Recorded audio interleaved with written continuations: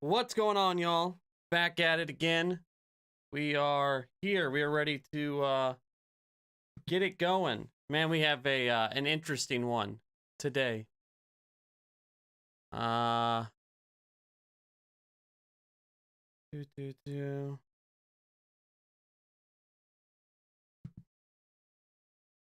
Hmm, Hold on.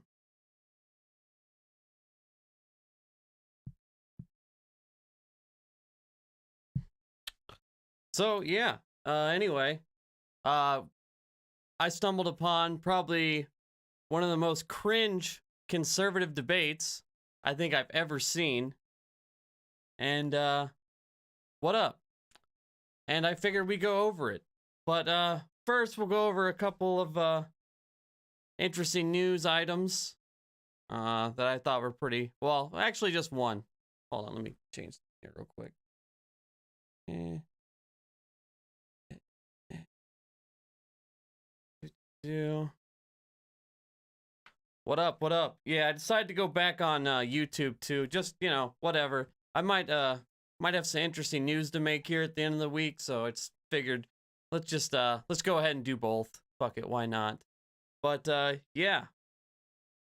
Without further ado, let's go ahead and jump into it.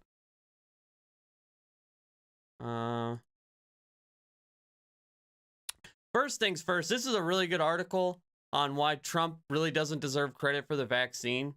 I haven't read the whole thing yet, but it's pretty good. The parts I've read of it, that's why I still got it up here on the screen. I'll put it in the Discord later if anybody wants to read it. But just real quick, I thought this was really funny. Because what's up, Sasha? The right's always going on about how the left is playing these mind games and this 4D chess to because they want violence in the streets. Well, Dave Rubin took that to like another extreme. In this little clip here, just it's pretty funny. But in essence, he now is going for a third-degree murder. They're talking about the Derek Chauvin trial. And Dave Rubin is just extreme. It's just bad. But in essence, he now is going for a third-degree murder charge. And what's happening is you can sort of see that this whole thing is being set up so he's going to get acquitted, basically, of third-degree murder, because third-degree murder, without getting too much into all of the specifics, but you should do a little Googling on your own. In essence, third-degree murder is like if you drove your car intentionally into a crowd of people to kill a lot. This is the parody account, by the way. He added these clips because basically he thinks, I guess he's never watched like Law and Order. He thinks like third degree murder is actually first degree murder. So he thinks that premeditated murder is third degree murder. Somehow he thinks that third degree is the worst you can possibly do. And that's what, so he's saying that the reason that Derek Chauvin is getting charged with third degree murder is so the left can have riots in the streets when he doesn't get convicted on that. And he said that like that's the plan. A lot of people, or you started firing into a crowd intentionally, just maiming people. First degree and second degree, that's probably what's more applicable in this. But Keith Ellison is throwing that third degree charge in there in a way, in my estimation at least, because he wants riots and he knows that this will make it harder to convict. That was like drunk and thus, talking. when he doesn't get convicted of all of the things, even if he gets convicted of first degree and second degree murder, which probably will happen, if he doesn't get convicted of third degree, that will be the excuse. How is it again? You don't. This isn't like anything political. This isn't like flubbing something about a policy or something like weird fact about the filibuster. This is like day one legal stuff. Like everybody knows what first degree murder is. Like planned murder of someone. Everybody knows what second degree murder is, and third, like we all know this from watching like Law and Order. And he just like completely got it backwards. And he not only said this on his show to his 5 million subs or whatever he has, but he also said this on Newsmax the next day. So he said this for the world to hear on YouTube, and then the next day, I guess no one corrected him, or he just wanted to keep it going, and he goes on to say it again. For the violence, and it is my belief at this point that the progressive wing of the Democratic Party wants violence. They want there to be mayhem. Those are their foot soldiers.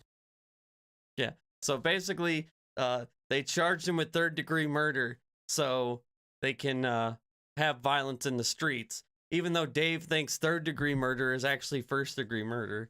I thought that was a little fun, dumb Dave Rubin clip. But let's get into the meat of the stream.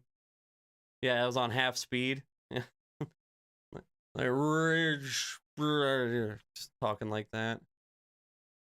But he is thinking of misdemeanors. Yeah, that makes sense. I don't think he's thinking much at all, though. To be fair, I don't think Dave Rubin's thinking too much.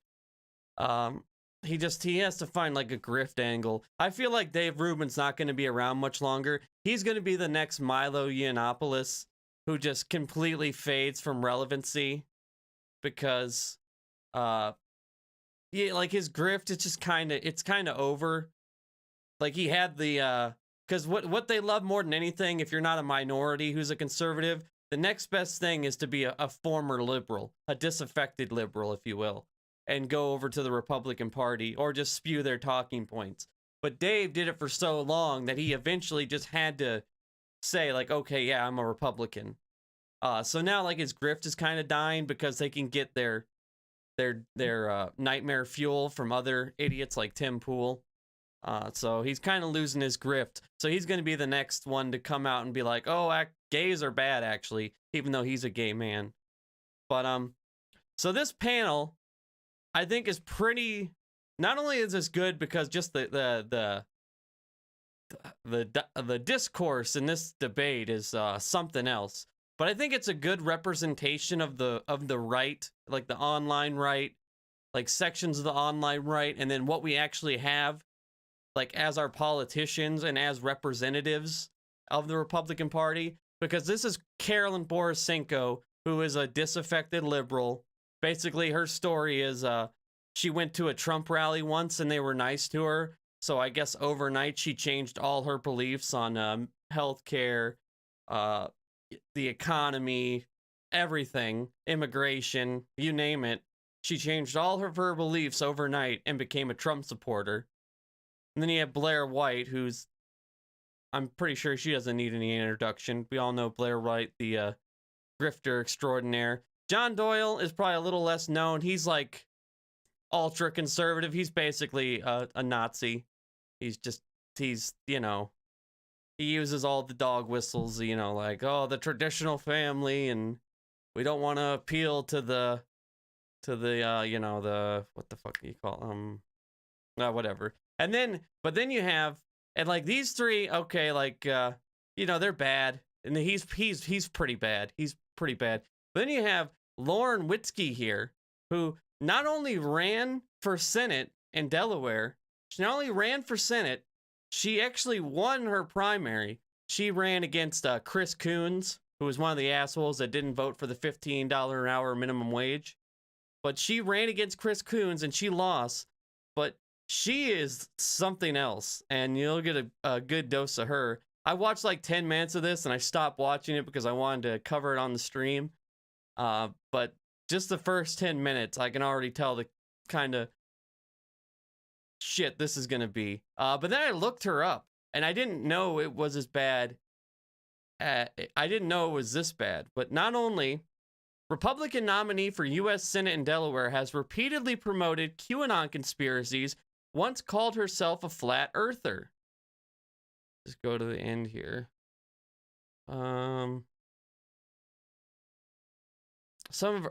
Witzke has tried to distance herself from accusations by some opponents that she supports QAnon, the far-right conspiracy theory that centers on alleged anonymous blah blah blah. We know what QAnon is. Witzke told the Associated Press in January that she had stopped promoting QAnon months earlier, dismissing it as mainstream psyops to get people to trust the plan and not do anything.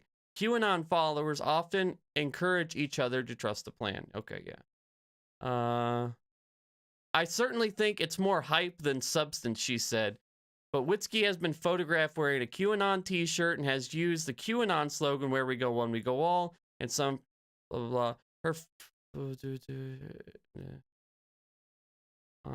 oh, yeah, let's go on here. Her former campaign manager, Michael Cisco, was fired last year from his job as a field director for a Republican congressional candidate after inviting far-right activist Nick Fuentes to speak at an immigration forum. Fuentes has been accused of being a white nationalist and anti-Semite. Maggie Corser, like Cosor, yeah, whatever. An 18-year-old freshman from Dover said she voted for Witzke because of her QAnon ties. But anyway, there's that. And then, not only that,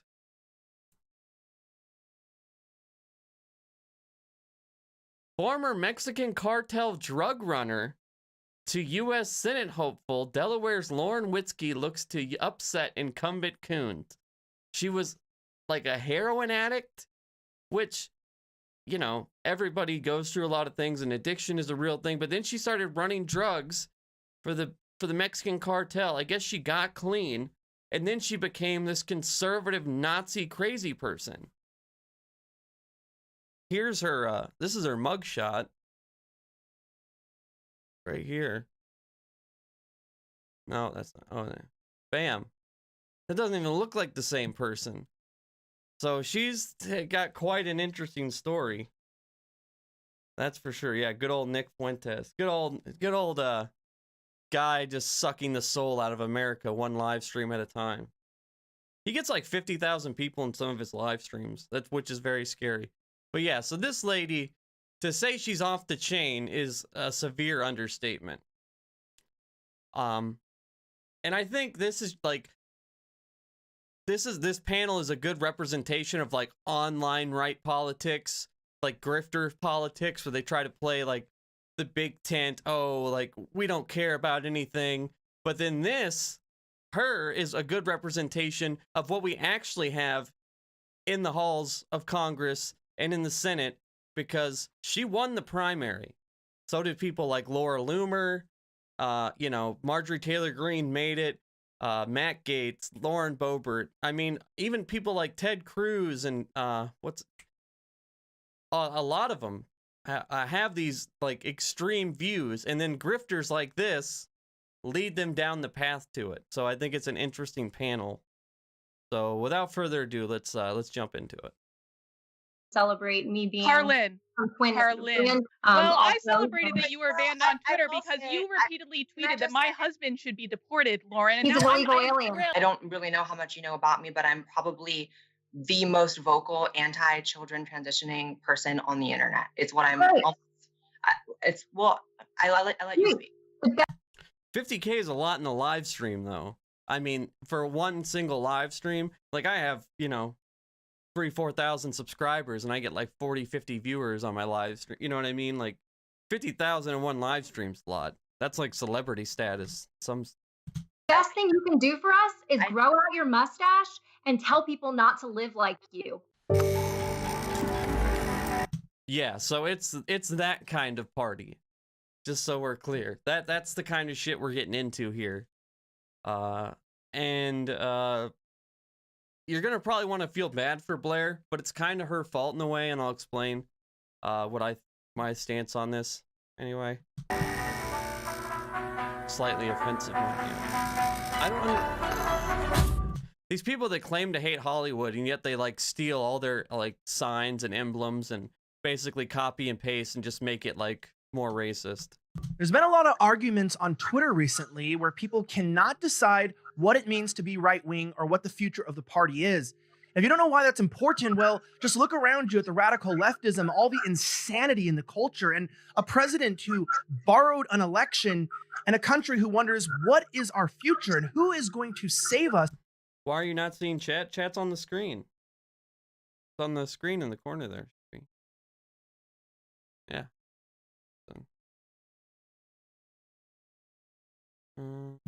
From this absolute madness? Well, a lot of people seem to disagree, which is why I brought a panel of guests on to talk about what the future of the right wing looks like and how we win back our country. If we can bring them on the screen, I went ahead and I invited on a myriad of people. I have And for some reason, I don't know why, but his audio, even though it's his show and this is the Blaze TV, or it's sponsored by the Blaze, whatever, he apparently can't get decent audio that doesn't echo. So that is kind of annoying. So that's not me, that's his audio that's doing that, like, kind of echo on the screen there. Carlin, he's called Carlin Borisenko. Well done. Awesome. Commentator. We also have Lauren Witzke. She ran for Congress in Delaware. We also have Blair White, YouTuber as well, and John Doyle, YouTuber, and they're all here to answer these questions. So let's talk a little bit about this as we get into this. Starting with Lauren, how do you describe yourself politically? Okay, so I am socially conservative. I've always been economically populist. Economic populism is the future of our party. By economic populist, she just means don't let the Mexicans in. That's all that means. I'm not convinced that right-wing populism almost just doesn't, like, I'm not convinced it doesn't exist, but like it usually just means something else for the most part. They're out there, but they're few and far between. However, preserving social conservatism within the Republican Party is a real passion of mine. I'm very pro-family. I'm very pro-life. My whole motto is I just like to win and save babies. So that's what I do. Awesome. Blair, go ahead and tell us where you lean politically. Yeah, every political quiz I've ever taken matches center right. So that's me. I don't have sort of the popular story everyone loves of like, I'm a former liberal, I'm a lifelong Republican, always voted that way. And yeah, that's me. I'm definitely a little bit less socially conservative. And that's where I land. John, go ahead. It's a pretty clear copy paste between Lauren and myself, I think. Fiscally populist and socially conservative. Carlin, are you different than them? Yeah, I'm a little bit different in that, some people say I'm a former liberal. I'm actually a current liberal. I have never stopped being a liberal, even though I did leave the Democratic Party. I politically, on my political compass test, I tend to be right in the center, and I frankly just want common sense people to come up with common sense solutions. Awesome. So as we get into this, I want to let you know something important. This is the first question we're going to jump into, which is, what is the future of the right wing, right? If we're going to win a war, if we're going to fight the left, we've got to figure out who's on our side. And there's a split of trying to figure out if the future of the right is a conservative, moral Christian party that is a strong nationalist background, or if it's this big tent party full of liberals, libertarians, disaffected left, etc. Before we jump into that, I want to give a huge shout out to our sponsor for today. Guys, the world is getting crazy, and I'm telling you, it is not getting easy out there. Not only do you have defensive equipment, you need to own guns personally and own their products. Number one, they want to bring the greatest quality. It's always guns with these people. It's always either guns or gold. That's all they ever sell on these conservative shows. That's what Rudy Giuliani was trying to hawk in that other video we watched. It's always guns or gold with these people, or like boner pills. That's all they can get to sponsor them. Value and service to the market. And guys, the owner of this company is amazing. Even my wife, stronger place. How are we going to do that? Is it A, by building a strong retention.com promo code offensive? Okay, guys, so let's jump right into this. So my question is this: as we look to take back the country from the radical left and we seek to make it a stronger place, how are we going to do that? Is it A, by building a stronger conservative Christian moral party, or is it B, building a big tent party of libertarians, the disaffected left, conservatives, etc.? Like with the questions, we'll try to go in the same order. We'll start with Lauren. Yeah, so I'm really confused why this is a discussion about the future of the right when we have a liberal, actually she's a Democrat, with one good opinion. We also have a transgender on here. I don't really think we should be giving a platform to this kind of degeneracy, which is a gateway drug to pedophilia. I absolutely disagree. We were. Yeah. Shots fired immediately. Shots fired. So apparently Carolyn Borisenko is a liberal with one good opinion, which I would say she's a grifter with a lot of bad opinions, but I mean, I guess that's a different video. But just just flat out, just saying it right there. Just if you're transgender, that's a gateway to pedophilia, even though this right here is just a gateway to QAnon Nazis storming our Capitol. Nobody ever talks about that. Like, what's the gateway to what you're pushing?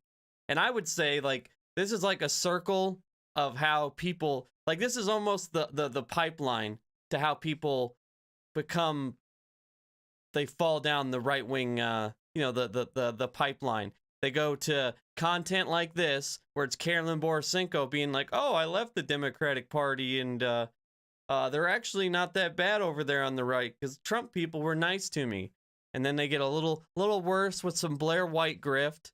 And then they stumble upon John Doyle, who's, like, oh, we can't be letting these illegals in there. And let me tell you about why the election was stolen and Trump family forever. And then they just get to full on Nazi lady up here, who's just like transgender people and pedophiles are the exact same. And she had one of her bills that she wanted to, one of the pieces of legislation she wanted to pass was no immigrants in the country for 10 years. She said the country needed to heal, whatever that means. So this is like full circle of how people get fall into the right wing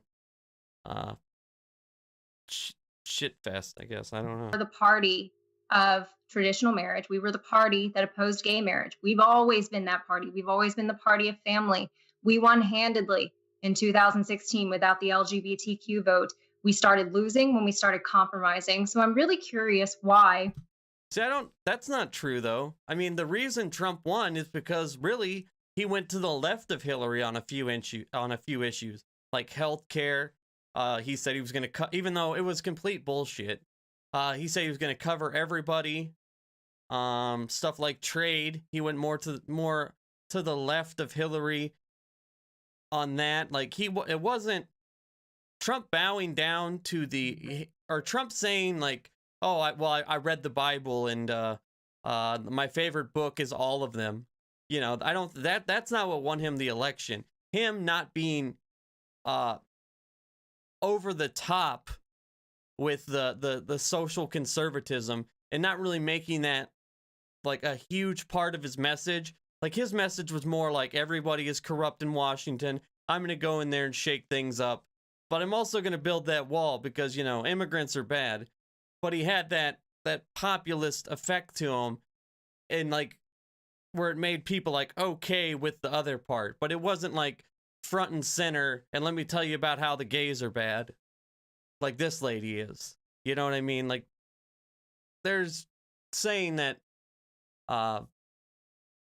that's why Trump won is kind of backwards, or why we lost this time is kind of dumb, or it's very dumb. People actually. Who are libertarians. I mean, you have a party of freaks who love the free market that you can join, but don't come into our a party of freaks. Jesus, man. No, I'm just going to let her talk. Party and try to influence it because that is how we are losing. And in case you haven't noticed, we are losing. They are now advocating for chemical castrations for children. We're spotlighting transgenderism at CPAC. And I am a traditional Christian conservative. I believe in family. I believe that family is the foundation of everything that this country was founded on.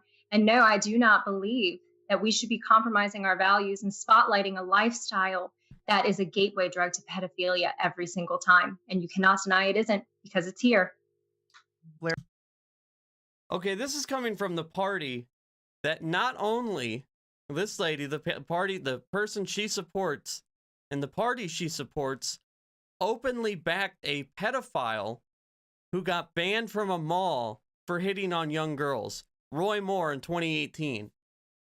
Wait, he was the guy that ran for Senate in Alabama. Openly, like, I don't. Like 4 or 5 different girls that were underage came forward and said, "Hey, this guy sexually assaulted me." And then it came out that he was actually banned from the local mall, and Trump doubled down.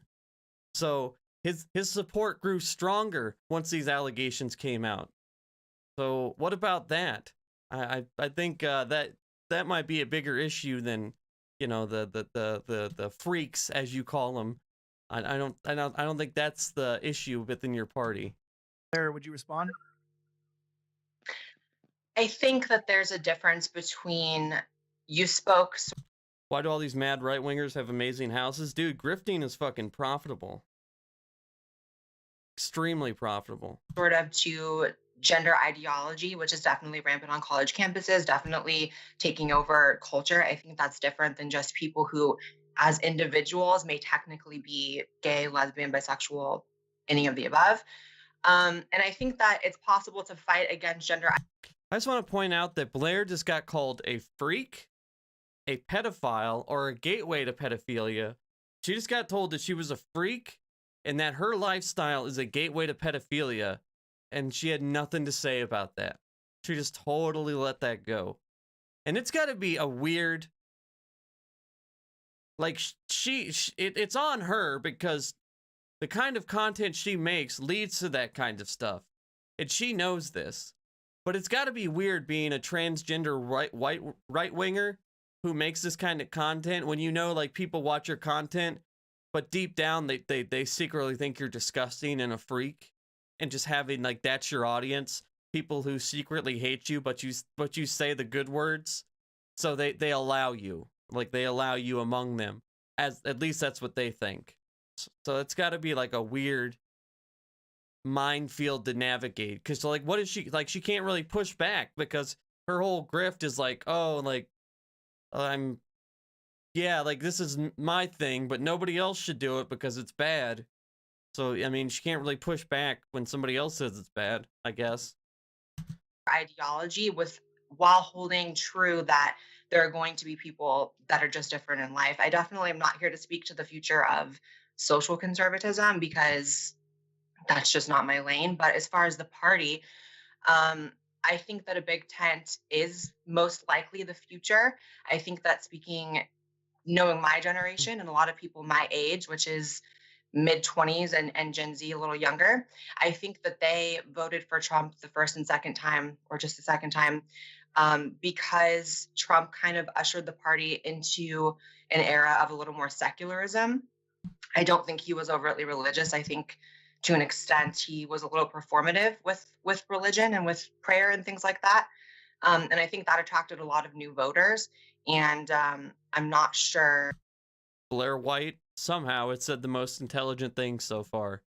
You know where it's in a bad place. That, going full force religious social conservatism is really the future. John, can you respond? Yeah, I think that the concept of a big tent movement is basically this sort of intra-party democracy that prevents us ultimately from being effective at actually wielding power. And this could date back even to what's referred to as the Reagan Coalition, where we tried to unite social conservatives with libertarians, with fiscal conservatives, and then we created something which ultimately didn't last in effect, where we're now on the back foot with things such as gender identity. And even now we're trying it, with pandering to different minority groups, different interest groups, which will never give us more than 8% of the vote, for example. So I think that to actually try something different would be to legitimately. They always use the word pander. Like, just treating people as equals, John, is not pandering. The performative shit that the right does sometimes for minorities is pandering, but like, there is things you can do that's not pandering that actually legitimately helps them. Like, there's people that actually are religious that want to vote for a more conservative party, but it's like your guys' overt racism stops them from doing that. How a minority could watch this debate and then vote for the Republican Party, it's beyond me. Unless, like, something directly affects them, like they work they were one of the 8 people that had a job at the Keystone Pipeline or something, you know what I mean? But I just want to point out, like, one of the people on this panel got called a freak and a pedophile by the other 4, or by one of the other members of the panel, and nobody on the panel said anything about it. Like, nobody pushed back and was even like, hey, that's a little out of line, let's be respectful. Carolyn Borisenko made a face, but that's about it. Also, does he think 8%'s not a big amount? Like, 8%'s a lot. But Biden won a lot of these states by like 20, 30,000 votes, less in some states. Just a couple percent in an election is millions of people. I mean, 330 million people live in this country. 1 or 2% in a given group or, state can win you an election. Every single vote matters, especially with how, divided we are on things right now. Establish a strong party with the values that we're nominally in support of and actually wielding the power effectively when we are given the chance, instead of getting into power and then doing nothing and trying to pander to these groups thinking that we're going to own the libs and take their voting base away from them. Yeah, Carlin, I'm interested to hear your perspective, because obviously this would be a question that would pertain to you directly, since you admit that you're a liberal and you just registered as a Republican. I mean, give us your thoughts. I did. Well, the fact of the matter is that MAGA is not a. It wouldn't, by definition, you'd be a Republican. You're not a liberal. I hate this whole talking point, like, oh, I didn't change, the Republican Party changed. It's like, or the Democratic Party changed. It's like, no, you changed, clearly, because you went to a Trump rally one time. She did a video with PragerU about it. It's really, really stupid. You guys should check it out if you want to just completely waste 5 minutes or whatever it is. A religious movement. MAGA is a political movement, and in order to win elections, you have to win votes. The fact of the matter is that Donald Trump has never cared about gay marriage. It was never something that he was against. Dude hung out at Studio 54. Why would he care? And so I'm on the side of winning too, Lauren. I'm on the side of winning elections. The fact of the matter is that Donald Trump created a Big Tent strategy that brought 10 million more people to him in 2020 than he did in 2016. And if we go back and look at the history of the Republican Party and when they lost the culture war the first time, Ronald Reagan offered a big tent. He said, everyone is welcome in this big tent. He won 2 terms. George H.W. Bush followed him. The Republicans were in control for 12 years until what happened? The moral majorities tried to swoop right in and started legislating Christianity. I think she, oh, Joe, no, okay, never mind. And that is when they lost the culture war. That is when they started losing voters, when they started trying to legislate their religion the first time around. The First Amendment says Congress shall make no law respecting an establishment of a religion or they're prohibiting the free exercise of thereof. So it protects your right to practice your religion as much as it protects my right to practice mine. This is not a question of religion. If you want to do whatever you want to do in church, that's fine. Go talk to your church elders, go talk to your deacons, exclude anyone you want from your church. But the fact of the matter is that I would really like if the Democrats didn't control everything. And in order for that to happen, we need to win. And that means building the broadest possible coalition of voters that we can. And that's what I think we should do. Lauren. And see, this is the biggest problem that the Republican Party has, and why I think pretty soon it's going to implode unless Biden just royally screws up, which at this point, I don't even know if he can, because he's killing it with the vaccine rollout. They got the stimulus passed. Like, yes, it didn't have everything in it that we wanted. And me personally, like, I'm always going to push for more change and, the policies that I want. And obviously, I'm going to criticize Biden. Like, criticism doesn't mean that it's not way better than it was before. But honestly, Biden doesn't really have to do too much more. And I think he's already going to get reelected if they run Trump. Now, a lot can change in 4 years, but I mean, the way this is going is because these people, like, the party can't win without these people, but then they also can't win without these people. And just like on the panel here, they are directly split and not, like, they're not vibing. Like the highbrow Stop the Steal people don't want to fund the lowbrow Stop the Steal people. And it's just a cycle that is, it's really screwing them over. And it's going to be, because they can't, like, Trumpism basically has like a third of the country is locked in, and they will praise the all-dear leader and anybody he supports. But that's just not enough to win national elections. And that's the issue they have. They almost just have to completely break away from Trump and rebuild as a party, or just fall into Trump and just back him no matter what, and be happy with, the deep red areas of the country and try their best to win any, the national election. But I just don't, not possible, I don't think. and that's the issue they have. Like Trump is like he's the most powerful one, but he's not powerful enough. And that's pretty much opposite of what you brought up and what you were saying. Could you please respond to that? Yeah, so Donald Trump, he did do things that made the church have to. Do I think he'll run again? I don't. I really don't. I think he's gonna grift though the whole way until he can't. Like he's gonna tease a run until he can't no more, and then he's gonna wanna just play kingmaker. Like Trump started a PAC, the Save America PAC or whatever. He started a PAC. He wants to be the guy that everybody has to come to for money, and I think he just wants to play kingmaker. He wants to, brand people, because that's really what Trump is good at, is branding.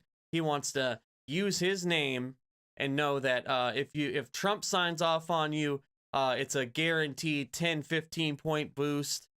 You're almost guaranteed to win your local election or your Senate seat or whatever. That's what I think he ultimately wants to do. And there's a lot of money in that. There's big money in that. But I just don't. I mean, he already looks rough. He looks pretty rough in some of these latest photos. He'll be almost 80 years old. He doesn't take good care of himself. The Adderall can only do it for so long. I just don't see him running again. To make excuses for him. His Globo Homo initiative ended up losing him a significant. What? What did she say? What did she say? Did y'all hear that? Please respond to that.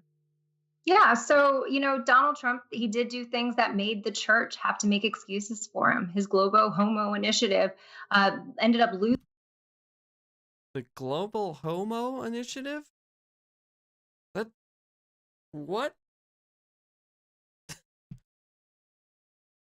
How do you even say this stuff with a straight face? You think somebody that's been through tragedy and had to rebuild their life would be more sympathetic towards people that have dealt with struggles and people that have been marginalized, but apparently not. Jesus, this lady is cancerous. And again, I want to point out, this lady won a primary in a pretty blue state. Delaware's pretty blue. And even the conservatives there voted this lady yeah, let her represent us. Losing him a significant amount of the Christian vote. And we are the base of this party. We make up a huge portion of this party, a way bigger portion than the libertarian sector of the party, no matter how much they want to tell you. So who are these garbage people? Are they famous on the right? Yeah, well, no, yeah, they're all pretty big YouTubers. Blair White has 1 million subs. Carolyn Borisenko has 500K subs. John Doyle, same thing. This lady was the GOP representative for Senate in Delaware. She won the primary, but she didn't beat Chris Coons. That seat's pretty much always going to be blue. But and they're all legit political figures, unfortunately. So him making those compromises is probably a big part of why we lost. We lost the House in 2018. In 2017 we had. What compromises did Trump make to the LGBTQ people? He didn't even put on the platform. The platform was still that they were against gay marriage. He kicked transgender people out of the military. What concessions? Where did he bow? Oh, he held a flag once. See, that's the pandering that they do. He held a flag once, and then he said he started a campaign to against some kind of national campaign or something. I can't remember what he called it. But yeah, that was all a grift too. The House, the executive branch, and the Senate, and we still failed on conservative issues. They refused to stand up for life. They still passed a budget that actually forced Christian taxpayers to fund Planned Parenthood. So every vote lost on social conservatism is, we are significantly more. We are the party that was established in traditional marriage. So I'm curious, when the liberals and the transgenders decided that it was their duty to come and infiltrate our party to make it successful, because we were doing just fine. We started actually losing votes when we started pandering. We lost a significant amount of our base, enough to make an effect and make a dent into the electorate by compromising our values. The only way forward is to stay true to our values that we've always been and established on, and win with them. It's the weakness. People value strength over anything else. And when we started showing weakness and compromise, that's when we started losing. And I don't think that is something that we should continue. I think that we should remain the party of Jesus Christ, the party of life, the party that celebrates family. And These, like, how do these people not get to how goofy they are? Like, how do you go on for 10 minutes talking about you're a gateway to pedophilia, you're a freak, we shouldn't bow down and pander to these homos? By the way, my Savior Jesus Christ is what we need to get back to. We need to get back to being the party of Jesus Christ, my Savior. It's like, I don't know, but I feel like Jesus might have been a little more accepting than you, lady. Just maybe. Don't know the guy personally. I've heard he didn't even exist, but pretty sure the guy you talk about would be a little more accepting. Also, her argument is basically Trump lost because he was too nice to the gays. That's what this basically sums up to, in so many words. Showing weakness by pandering to the minorities and the LGBTQ. That's basically what she's saying. He was just too nice to the gays, so he lost. Which is the dumbest shit I think I've ever heard. Which I can't think of a way that he was even... I can't think of one thing he did that was even good for the LGBT community, let alone be accepting or do anything to actually help them. I mean, I might be missing something here, but I'm pretty sure I'm not. makes it as easy as possible for Americans to get married and have children. Why would I celebrate a lifestyle that people can't reproduce? John You 1-1. can't reproduce. You just can't. So having families, that is the future of the party. We started losing when we started compromising. Big Tent Okay. is a lie. Lauren, It let me is. jump in there real fast and give Blair a chance to respond to that. Sure. I think the concept of more people infiltrating a party isn't necessarily what has happened. I think that the modern left has shown its hand to such an extent that people are just being extremely turned off by it. Again, being a lifelong Republican voter, I've never had a moment where I entered the party and then had plans to change it from within. I think that every American has a right to vote in any direction. Do you notice that Blair is actually kind of like defending her premise instead of pointing out that Lauren's entire premise is ridiculous? She's almost bouncing off of it. Like, oh, I wouldn't say we're trying to infiltrate it and steal it and like eat your children per se. I mean, at least I'm not. All the other ones are, though. Like, this person has been called everything in the book and is just rolling with it. Like, come on, lady. What are you doing here? Like, push back on this. Like, I don't know. That they choose. Like, I know she's a grifter, but I mean, geez. Like, it's almost hard to watch. And I think especially over the next 4 years of the Biden presidency, there's probably going to be a lot more people who are red-pilled, I guess is going to be the term, and wanting to vote, in the opposite direction of how things ended up in November. And I also would say, Trump got the most votes of any sitting president in history. I think that's true, right? That's right. And Except for the guy he was running against. I think there's a reason for that. I think what I spoke to earlier was the push towards more secularism. And I think that while social conservatives and religious conservatives still voted Trump because it was the right direction, and like you said, they did make a lot of excuses and compromises on their beliefs, I think Trump really, and Trumpism is the future of the party and the future of success. I'm also one of those people that I don't know, this might have to be edited out for YouTube, but I'm not completely convinced that the election was won by Biden by completely legitimate It was means. borrowed. So We can say it was borrowed. I think what? We can say it was borrowed. You can't say Oh yeah. stolen, but you can say the Okay. election was borrowed. Oh, they've said this lie so many times, they've figured out new ways to say it. They have to say borrowed now. Joe Biden borrowed the election, even though that's total horseshit. There's absolutely no proof for that. So on top of being extremely homophobic, bigoted, and everything else in this little get together here, we're also pushing conspiracy theories. So just the trifecta of conservatism on the internet, pretty much, in this little get together here. And so even though Biden won, I still think Trump is the future of the right in general. So Okay, John, why don't you jump in there? I think that's correct in that Trump is the future of the Republican Party. But what's interesting about that is that during his first campaign and even his second campaign, he really didn't touch on LGBT issues that much. I mean, he held up the flag, I think, at a few events at the advice probably of people like Jared Kushner. But if you look at where his voters actually sit on the political spectrum, they're not. The advice of Jared Kushner, the Jewish guy. Leave it up to John Doyle, who's, super anti-Semitic, by the way. Leave it up to John Doyle to blame the one Jewish guy on Trump's campaign. I think he talked about, the LGBTQ people a couple times because that, the one guy, the guy, he said to do it. That's why he did it. Not because he actually cares about people or anything. The right-wing libertarians that a lot of big donors would like the party to be. They're actually basically authoritarian in the center.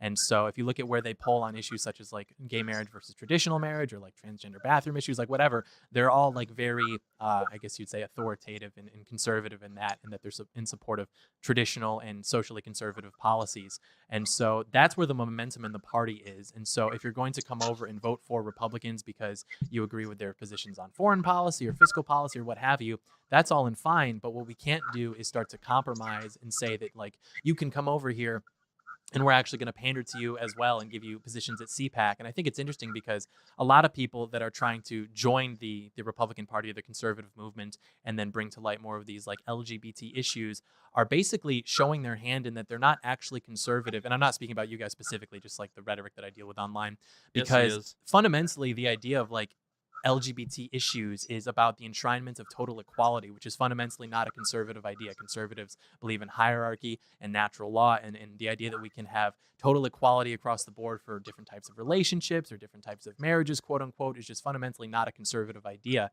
And so if we want to... That's pretty mask off, right? He just basically said we're not all equal. He not only did he say we're not all equal, he said it's not a conservative party, it's not part of the conservative party's platform.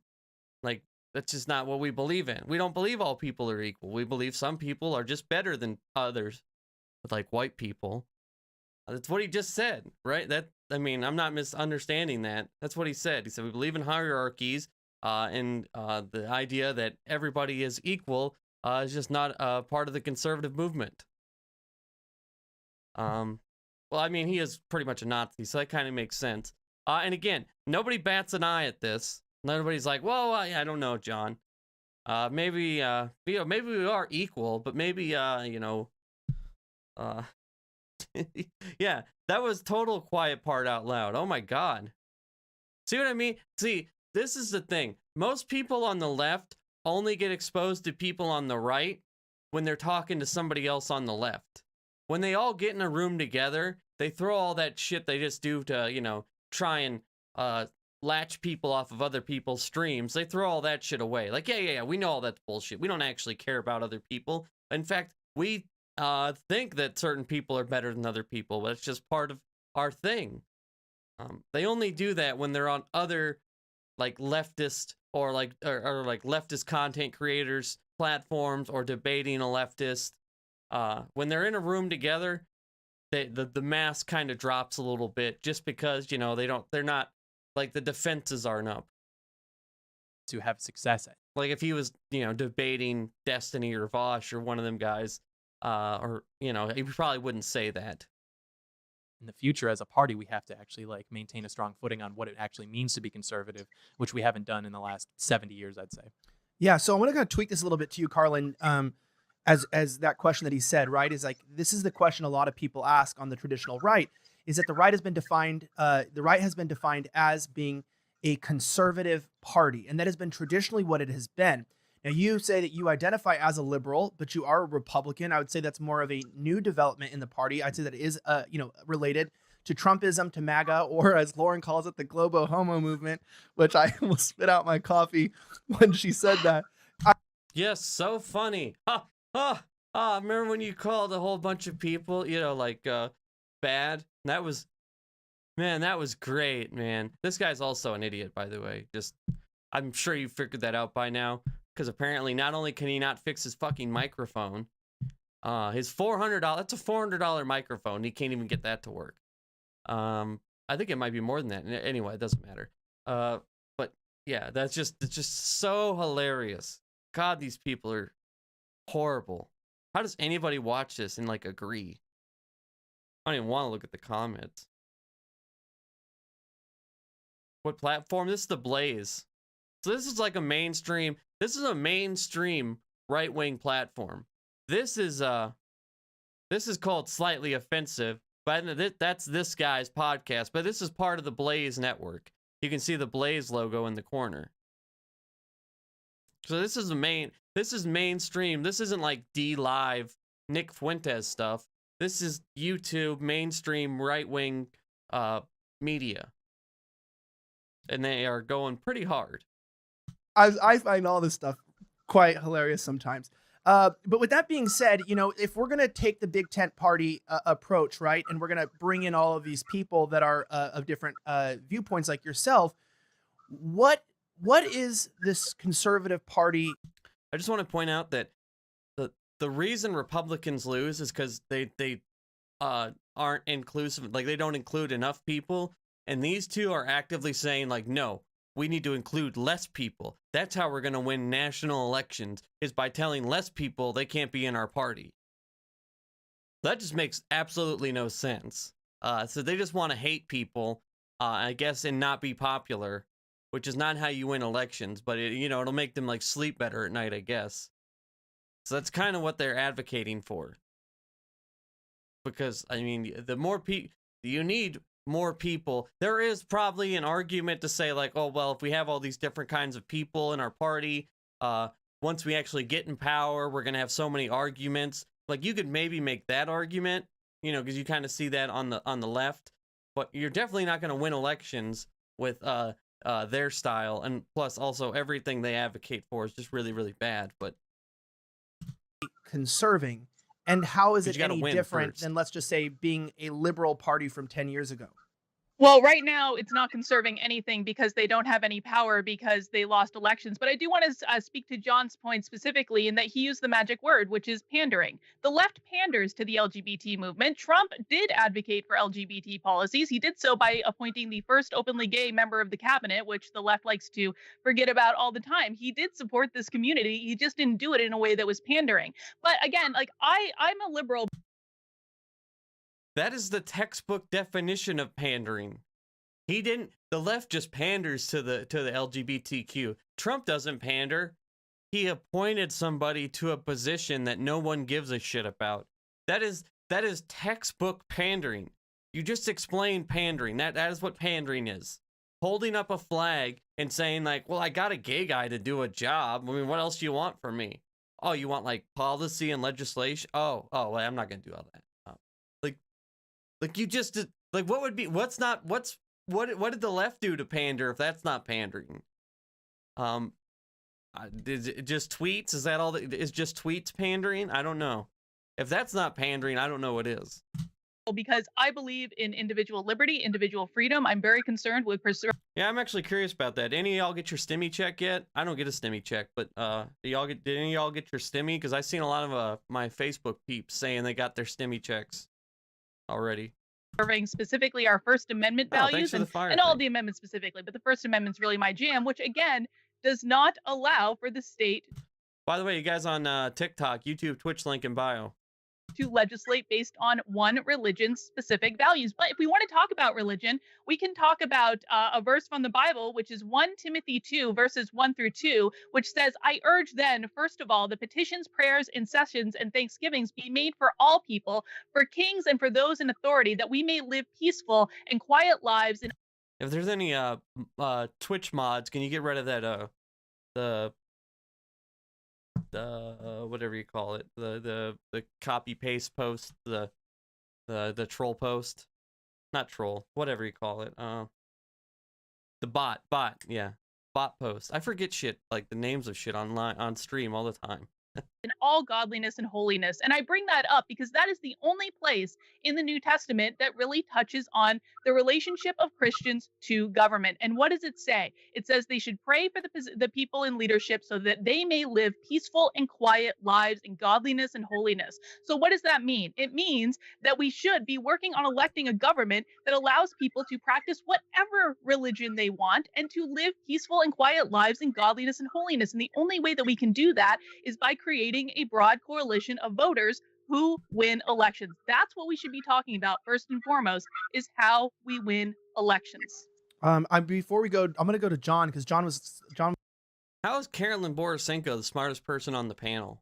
You know, like, man. Was sort of laughing during that, and so why are you laughing? I was humored by the biblical substantiation for having more gay people in government. I just thought that was kind of funny.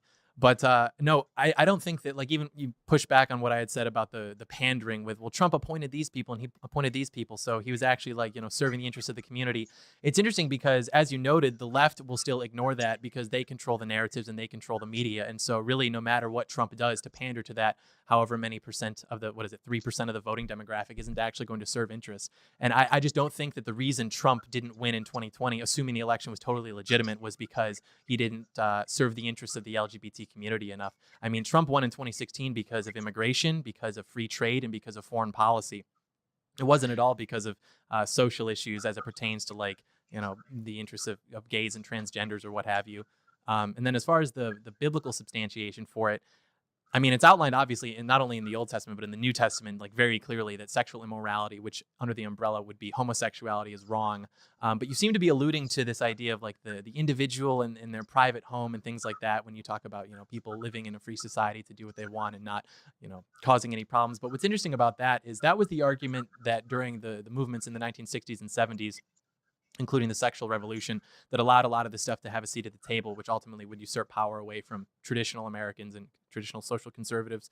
And I just think that that's basically a myth, because there's really no such thing as a private individual in the privacy of their own home, because you are one person. And so any actions that you take in your house are ultimately going to reflect you and how you conduct yourself in the real world. And then it's also kind of misleading because people don't want to. Wait. What?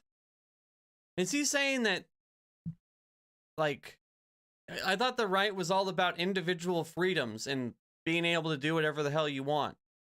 Did he just say that that's not how it works and that we all actually just affect the other and there is no such thing as the individual and that it's all part of the greater societal? I'm pretty sure that, hold on.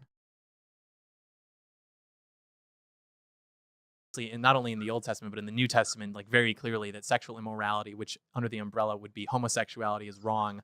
But you seem to be alluding to this idea of, like, the individual and in their private home and things like that when you talk about, you know, people living in a free society to do what they want and not, you know, causing any problems. But what's interesting about that is that was the argument that during the movements in the 1960s and 70s, including the sexual revolution, that allowed a lot of this stuff to have a seat at the table, which ultimately would usurp power away from traditional Americans and traditional social conservative.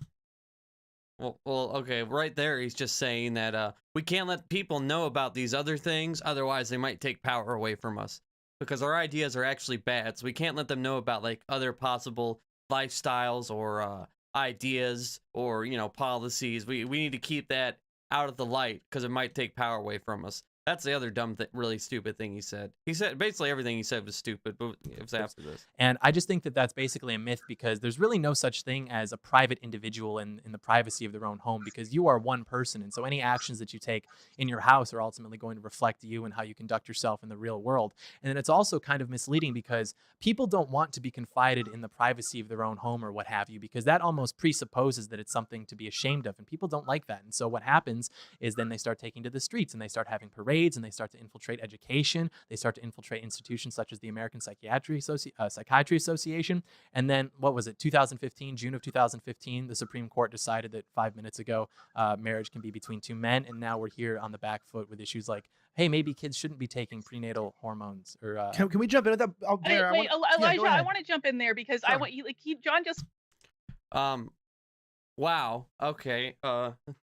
So his basic thing is we shouldn't give the transgenders rights because we should just disavow them immediately, because eventually they'll get up the courage to come outside of their house, and then they're gonna want like rights and things. They're gonna want to get married like us normies, and we just can't have that. So we should just cut it off immediately. Let's just not ever let it get started, because those people will those freaks will then want equal rights because they don't want to be sheltered inside.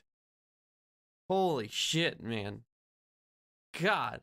And again, like, it looks like she's about to push back on that a little bit, but they're just all smiles. Like, yeah. Blair, I mean, I don't think Blair agrees with that, but she can't do anything because it'll hurt her grift. This doorknob loves it, and this lady's smiling from ear to ear. Again, these are like, this is who your alt-right cousin gets his news from.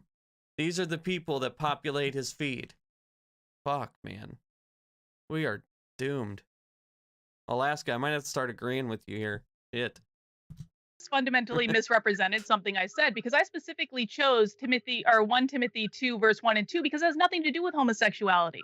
That's why I specifically chose that passage. It has to do with the relationships Christians have with their government. Now, if we want to talk about how the Bible deals with homosexuality, what I would like to focus on is the fact that there are multiple different arguments for different interpretations of the Bible. I'm not a Christian, I'm not a Bible scholar, but I do know that there are multiple different interpretations for that. And instead of getting into the nitty-gritty about what it says in that area, I want to focus on the fact that, again, this is an argument for the First Amendment, for religion to not be the...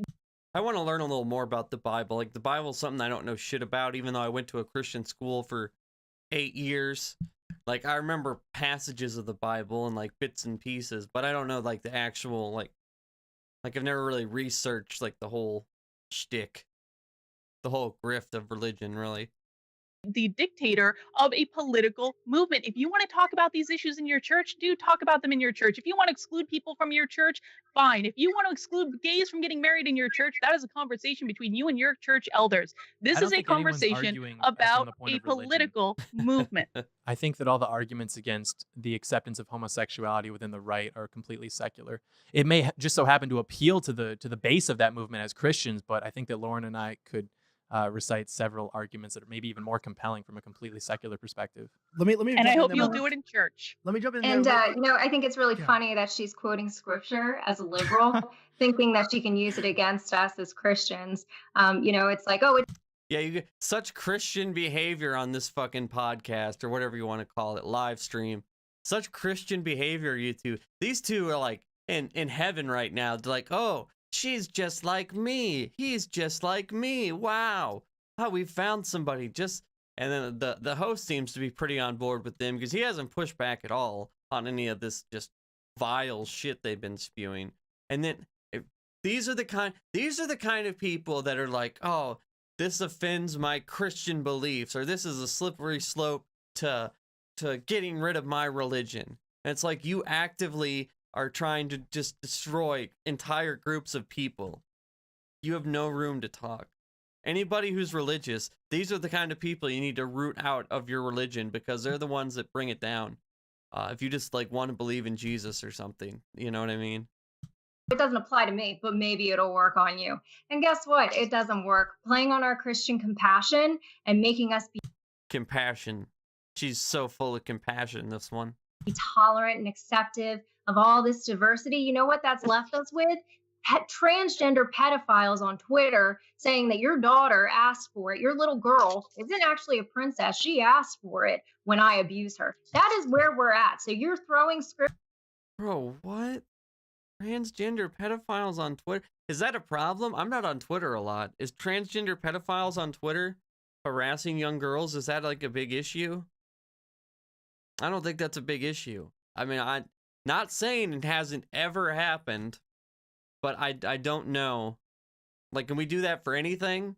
I'm sure something John Doyle has said has led to a white guy harassing someone on the internet. I'm pretty sure I could pull up Twitter right now and find 19 examples, or something that this evil Hitlerian sumbitch right here said. In fact, I'm pretty sure several things in just this article that she has said led to people. In fact, it led somebody in this article saying that she voted for Lauren because she believed in QAnon. So what about the dangerous shit that you've spewed? Like, I don't know, maybe look in the mirror. Scripture at me as a liberal is not going to work. You cannot play the Christian compassion card on us anymore. We are taking a stand for social conservatism because it matters. Social issues matter. And using God's word and manipulating it to try to get Christians to agree. I went and read the comments on the original vid. So many Christians clutching their pearls saying Lauren doesn't represent them. I mean, I guess that's better than them saying like, yeah, kick ass, go Lauren. I mean, but you know, these are the kind of people that hide behind religion. It's like, oh, it's not that I hate, it's Jesus wants me to hate these people. With you is absolutely subversive. And that's what we're struggling with in our party is subverters. You know, how many kids saw Blair White? I'd say it was the racism conspiracy theories, and I'd say it's the racism and conspiracy theories that your party's struggling with. That's just me, not the subverters. You know, giving one of her videos. You know, I know Trump is a cash cow. I know people love to talk about him to get their popularity, but how many children saw her and looked at her and said, you know what, she looks really good. I could do that too, and started transitioning. This is about the children. They are coming. Blair's just getting beat down and still ain't said nothing. Just, you know, because you can't for the grift. You know what I mean? Like, what do you do? It would hurt her grift.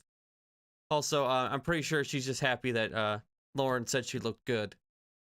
For our kids, and we are at a point now where we're going to have to take a stand. Will the party go the way of the LGBTQ? Will the party, you know, we already have a transgender man, woman, I don't know, in California running the Federation for Republican Women. You know, are we going to let this stand, or are we going to choose to stay with the nuclear family and support the nuclear family? Because from what I've seen from these LGBTQ activists, such as Richard Grenell, who's an absolute pervert, he refuses to stand up for transgenders in the military, against transgenders in the military. He refuses to stand and make a public statement that, hey, men shouldn't be in women's bathrooms. That's because they're bought, sold, and paid for by these LGBT donors who have seen an opportunity. Trump was a cash cow. He was. If you talk about him and if you are you know, had a different look or whatever, people would throw themselves at you because it's like, oh, look how inclusive we are, but we're sacrificing everything. And when it comes down to it, I choose the life, preserving the.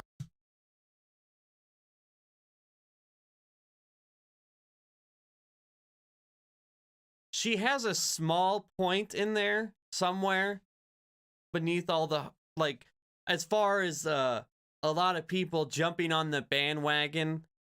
Anybody looking different, saying they're a Trump fan was a cash cow. Everything else she said is stupid as to why she thinks she disagrees with it and why it's bad. Like, everything else is just completely off the rails. But she's right that Trump did make that happen.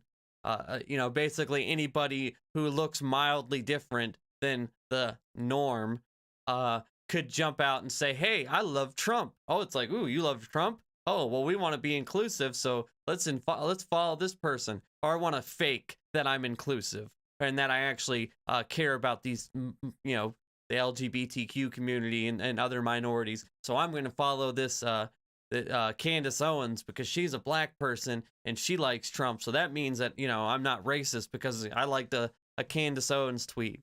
So she has a small point there, mixed in all the just horrible, vile garbage, and why she doesn't like it. It's bad, just like for other reasons. Life of little children who are 15% of them are growing up identifying as LGBTQ and transgender, and we should not be. How many people is it? How many people identify as LGBTQ? A Gallup poll concluded that 4.5% of adult Americans identify as LGBTQ, with 5.1% of women identifying as LGBT. Huh, okay. 3.9% of men. That's from 2016, though. Survey in 2016. Oh, that's in 2017. I bet you it's higher now. Okay. Interesting. I figured it'd be higher, like 10% or something. Giving a spotlight to, or a platform to, people who operate in a lifestyle where 40% of them end up attempting suicide, eventually. 1 in 4. Yeah, but why did they attempt suicide? Why are so many of these people at such risk all the time? It's because of shitheads like you who constantly bash them and tell them that they're hideous freaks that need to go live in a cave or something. You and this guy, by saying, oh, we shouldn't bow down to the freaks of the world and we shouldn't pander to these goblins. That's why. That's what, I mean, there's other, but this is one of the reasons that these people, that this community has such a hard time. It's because of shitheads like you. I mean, as bad as Blair White is, goddamn, I almost feel bad for her in this, because she's just like, these people are just looking at her like she's some kind of second class, citizen, not even, on their level of, or not even worth their time, that she shouldn't even be there, that she's a disgrace, when she literally, first of all, she's a human, so you should just have respect, but she is part of their movement and advocates for it, even though she is a grifter. But still, like, so are they, so that kind of cancels out. But you wonder why trans people have all these issues, and then you talk for an hour about how they're freaks and pedophiles. Or children growing up struggling with LGBTQ gender dysphoria end up with depression, drug abuse. I think it's 80% of men have a higher risk of HIV. Why would I support that lifestyle? Why would I even make excuses for that lifestyle or try to use it? How can she sit here and listen to this? I don't know. I mean, she kind of has to, right? It's part of her, like, the content she makes is what leads to this, in a way. Like, she is of the, I don't advocate for this lifestyle just because I do it doesn't mean it's right. You know what I mean? Like, she's part of that pipeline that kind of opens the door to the John Doyle and Lauren Whiskies of the world. So she can't really push back because she kind of says the same stuff in a much less vulgar way, and she doesn't go full mask off. You know what I mean? So, I mean, I mean, you think you would push back a little bit, though. And any adult doesn't want to be called a freak and a pedophile on a live stream that thousands of people are watching. Give Blair a chance to respond to your statements real fast, because I know Blair has a hard out. We haven't heard from Blair. Just on the statement of Lauren said, Lauren is talking about the subversion in the party, the idea that your choice, transitioning. Before I just want to specifically address what Lauren said about children maybe watching my YouTube videos and thinking that they can be like me or transition or whatever. I don't really know how much you know about me, but I'm probably the most vocal anti-children transitioning person on the internet. It's what I'm. Right. Not only is she not defending herself, she's basically agreeing with this fucking Nazi lady. Oh my God, Blair, this is bad. Jesus, Blair. Oh. I let you speak. The best thing you can do for us is grow out your mustache and tell people not to live like you. That is the best thing that you can do to help us, because Christ you are not helping. Christ love, wafting off Lauren. Christ love. Go at it, guys. I think actually okay. God, oh my God. Okay, first he's down here smiling, so he's fully on board with it. Jesus, at least Carolyn pushed back a little bit, and this fucking asswipe over here. Oh, just go at it, guys. Just go at it. Just tell this person their lifestyle is trash and grow out a beard and go fuck themselves. Holy shit, man. I don't think I can stress this enough that this person won a primary. And I don't think she was pulling any punches back then. Something tells me she's always on. I don't feel like she is just having a bad day. Like this, I'm pretty sure is just Lauren Witzke. By the way, former cartel drug runner who's not accepting of other people. These fucking people, man. Where do they even come up? How does this person even come into existence? Jesus, man.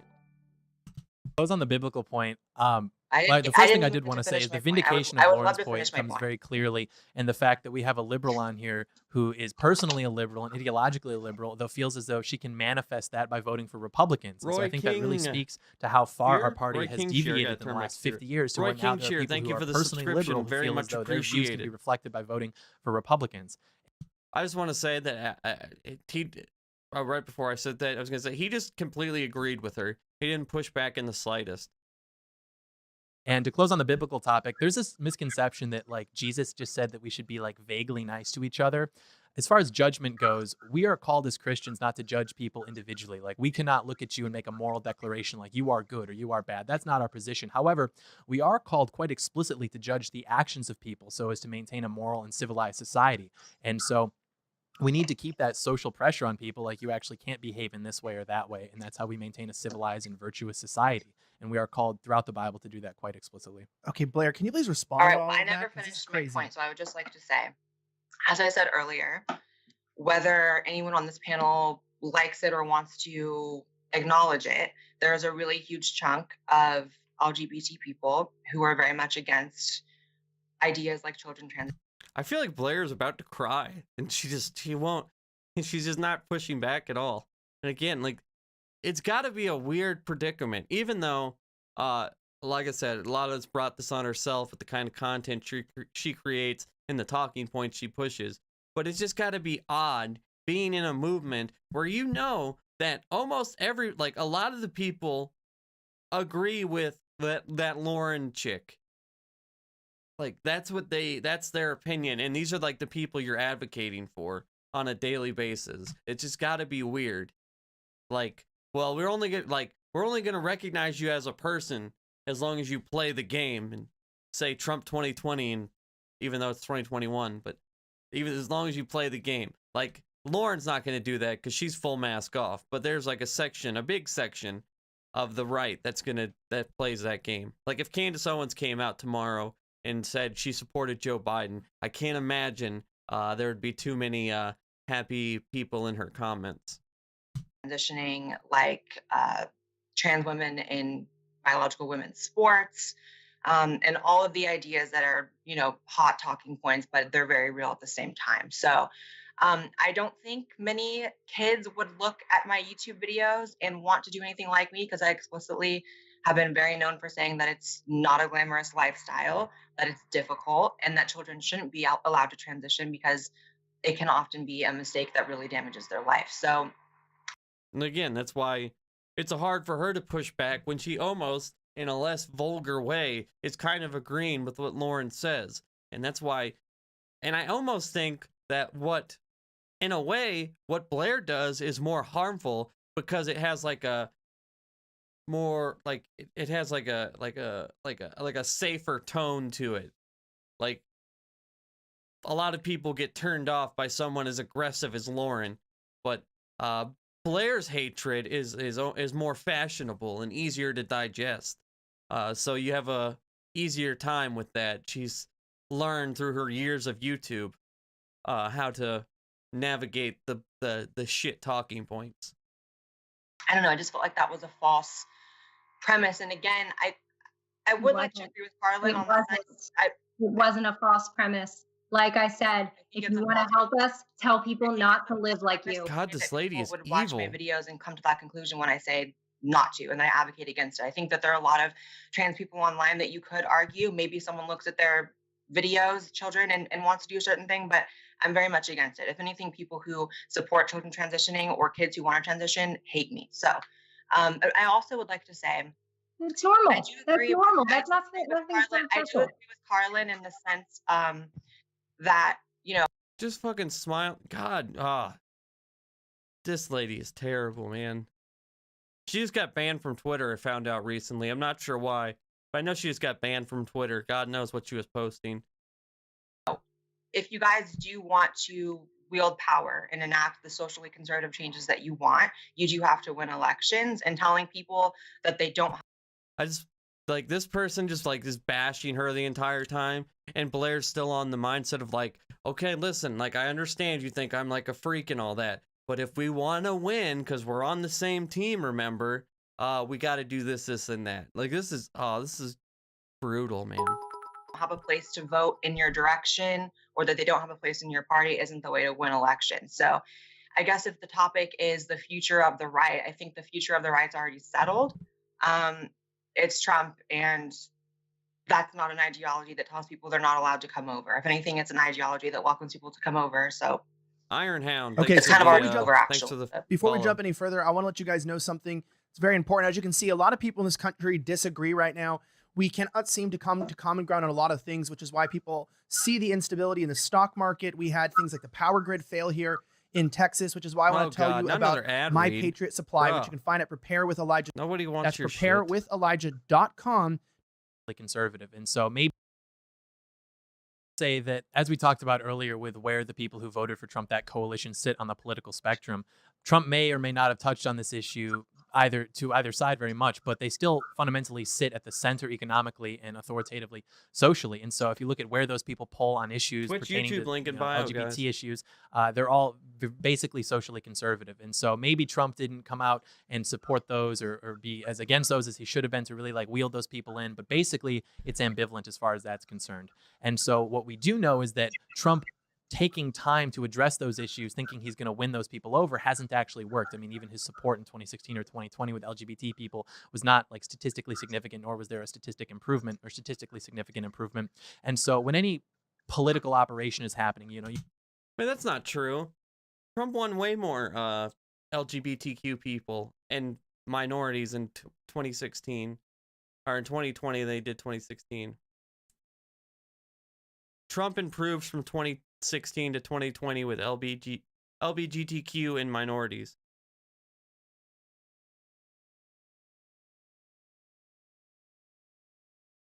Yeah. Trump wins highest percentage of non-white voters of any Republican in 60 years.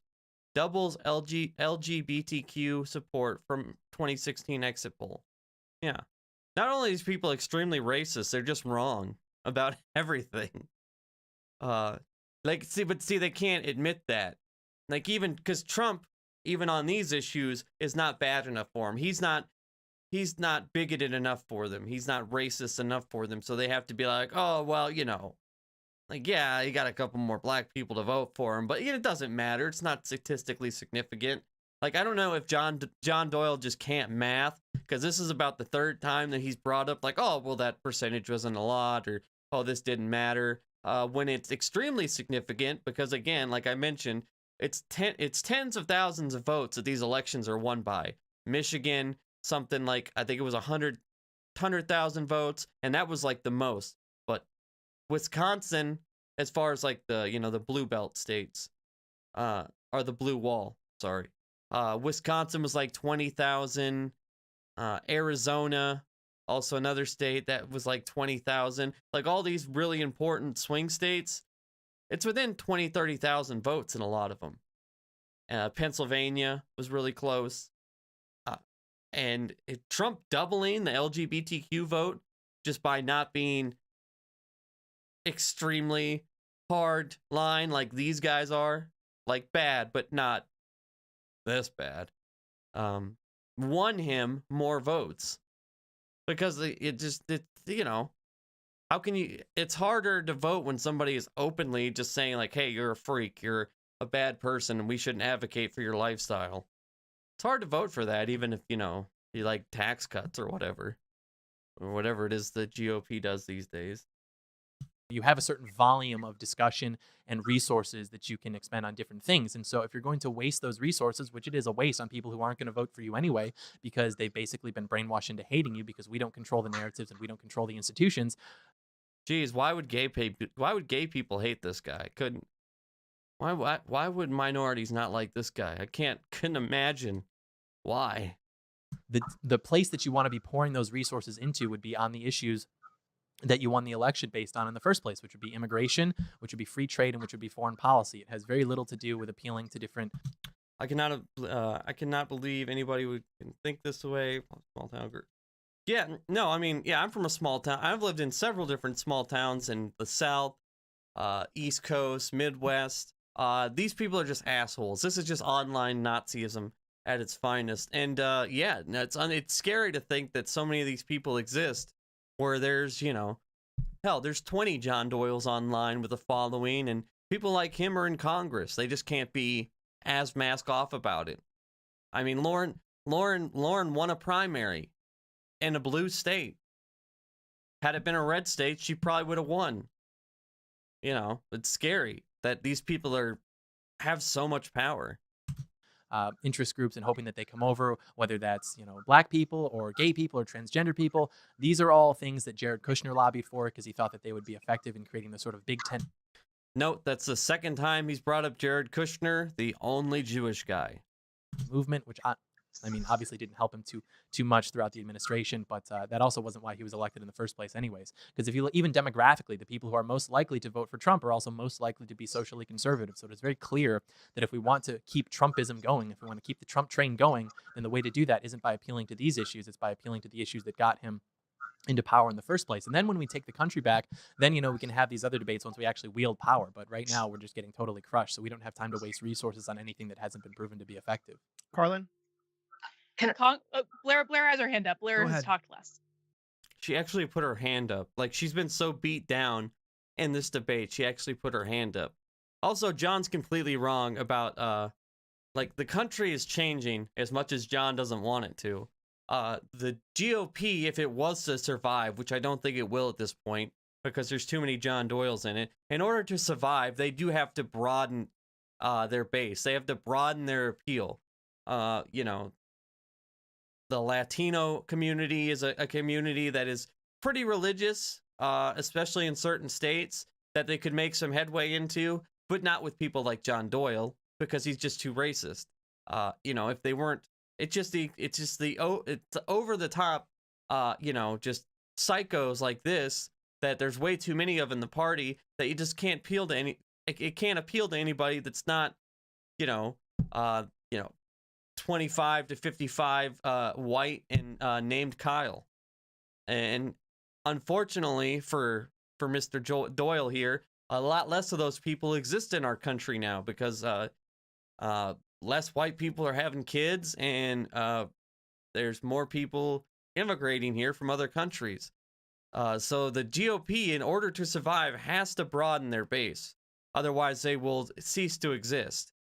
But apparently that's, not a big enough reason for John Doyle to just even pretend to like LGBTQ people. I was just going to say, I actually completely agree with John that pandering to minority groups definitely didn't do Trump any favors. I think that the media completely controls the narratives. It doesn't matter. He could save, a little person of color who's also trans out of a burning building and the media would not care. But that's all the more reason I don't think you have to pander. I think you just don't have to try to exclude people. I think that just loses votes. And so again, it just goes back to, you guys can't wield any of this power you say you want to wield if you're not going to win elections. You're just not. And I don't know. I just think. Yeah, and that's honestly the first thing. Like, he brought up earlier about we had all these different ideologies within our party. Once we get power, we can't wield it. It's like, yeah, but if you don't win elections, which is the name of the game, first off, then you never get power, which, thank God. I'm more than happy to see this bullshit implode because it just needs to die. It just needs to go ahead and die. So, and I think that's what's gonna happen to the GOP. But yeah, so surprisingly, Blair is right on that. But I guess it's easy to be right when you're literally talking to a Nazi. I think it's just kind of silly to go on about this argument that certain people need to be excluded, because all it's doing is telling people not to vote for you. I And actually agree with Blair. I if think. if it keeps going back to like we need to win, saying you can't vote for us or you don't have a place in the party isn't. I don't see the winning tactic of that. I mean, I don't think that the social conservative movement is going to necessarily grow stronger to the point where you wouldn't need. And also what you said about LGBT votes not having a statistical raise, I believe they did double. Obviously, it's still a small community, but it did double from 2016. So clearly there is a shift happening. I think it was 14% in 2016 and probably like 1% every other election before that. And it was like 28% in 2020. So yeah, minority groups don't necessarily win elections now. Over time, they very well could. Can I just let me move to Lauren? 900,000 votes. 900,000 people nationally came out from the LGBTQ community and voted for President Trump. We've done the math. It was absolutely not beneficial for all the money we spent when we could have been going after the working class, the white working class, the Christian working class, I do agree. Religiously, What? Blair just said she agreed with that. Oh my God. 900,000 people, that's a lot. That's statistically significant. Again, that's if you take away 900,000 votes, or just say you add 900,000 votes, let's say if Trump actually did some actual outreach for the community, or if the Conservative Party or the GOP, whatever you want to call it, actually did some outreach and they doubled from that number. Instead of getting 12%, they got 24%. 900,000 votes. Hell, you could win Pennsylvania, Michigan, Wisconsin. You could sweep all the swing states because you only need like 20, 30,000 votes in each. Michigan, I think, was like 150,000, but still, when it's 4 or 5 million people voting in a state, like, these are statistically significant numbers. But the way this lady just like launched forward in her chair and is like 900,000, that we don't need to pander to those 900,000 freaks and pedophiles. We need to find more white people. Like, oh my God. And then Blair's like, oh yeah, no, that's a good point, actually. Oh shit, man. Jesus. We spent way too many resources. So the lie that we have to be a big tent in order to win, and we have to be inclusive. Like I said, there is a party for free market capitalism and transgenderism and liberalism. That's called the Libertarian Party. Why don't you join them? We do not need you. You are doing nothing but hurting us. You are hurting the Christian vote by creating a platform for yourself saying, this is Trumpism. This is Trumpism. We should have never glorified this in the first place. While we are losing everything on social issues, we lose every single time. We are influencing, public opinion. Maybe because you're just wrong about everything when it comes to social issues. That's why probably why the overwhelming majority of the country does not agree with you. Turns out most people just want to be left alone and think other people should be able to do what they want. If you want to transition. If you don't. If you want to date a man, date a man. If you want to marry one. They just want to be left alone. They want a good job. They want health care and maybe have a kid or two. Most people aren't this obsessed about what people do with their bodies or who they fuck. Like, unfortunately, there is a big enough section where they have voting power. Matters. And we are influencing our own elected officials to not take a stand on issues such as transgenderism, LGBTQ education, drag queen story hour. They are saying nothing. We have created a cowardly elected class. Yes, the big issue of drag queen story hour. I think that's the next bill to be voted on the Senate floor after the healthcare bill and the infrastructure package. We're going to tackle Drag Queen Story Week or whatever, story time. Class within our party, so it is not helping us. There is absolutely no electoral benefit. There's no social benefit. And if you, like I said, if you are a gunslinging, freedom loving person, absolutely, we'd love to have you come vote for us. But should you be having a say in influencing? What if that gunslinging, freedom-loving person is a man who also likes men? Do you still want them? What the fuck does that even mean? If you're, that's like the most vague shit in the world. If you're just a gunslinging, freedom-loving, as long as it ain't them gays, American, we want you in our party. Like, what a bunch of shit. God, these people are so hypocritical. The party, should you have an opinion that like Jared Kushner? She might be more mask off than Marjorie Taylor Greene. I mean, pretty close, if not. I mean, she's said some pretty vile shit here. I don't know. It might be tough. It's close though.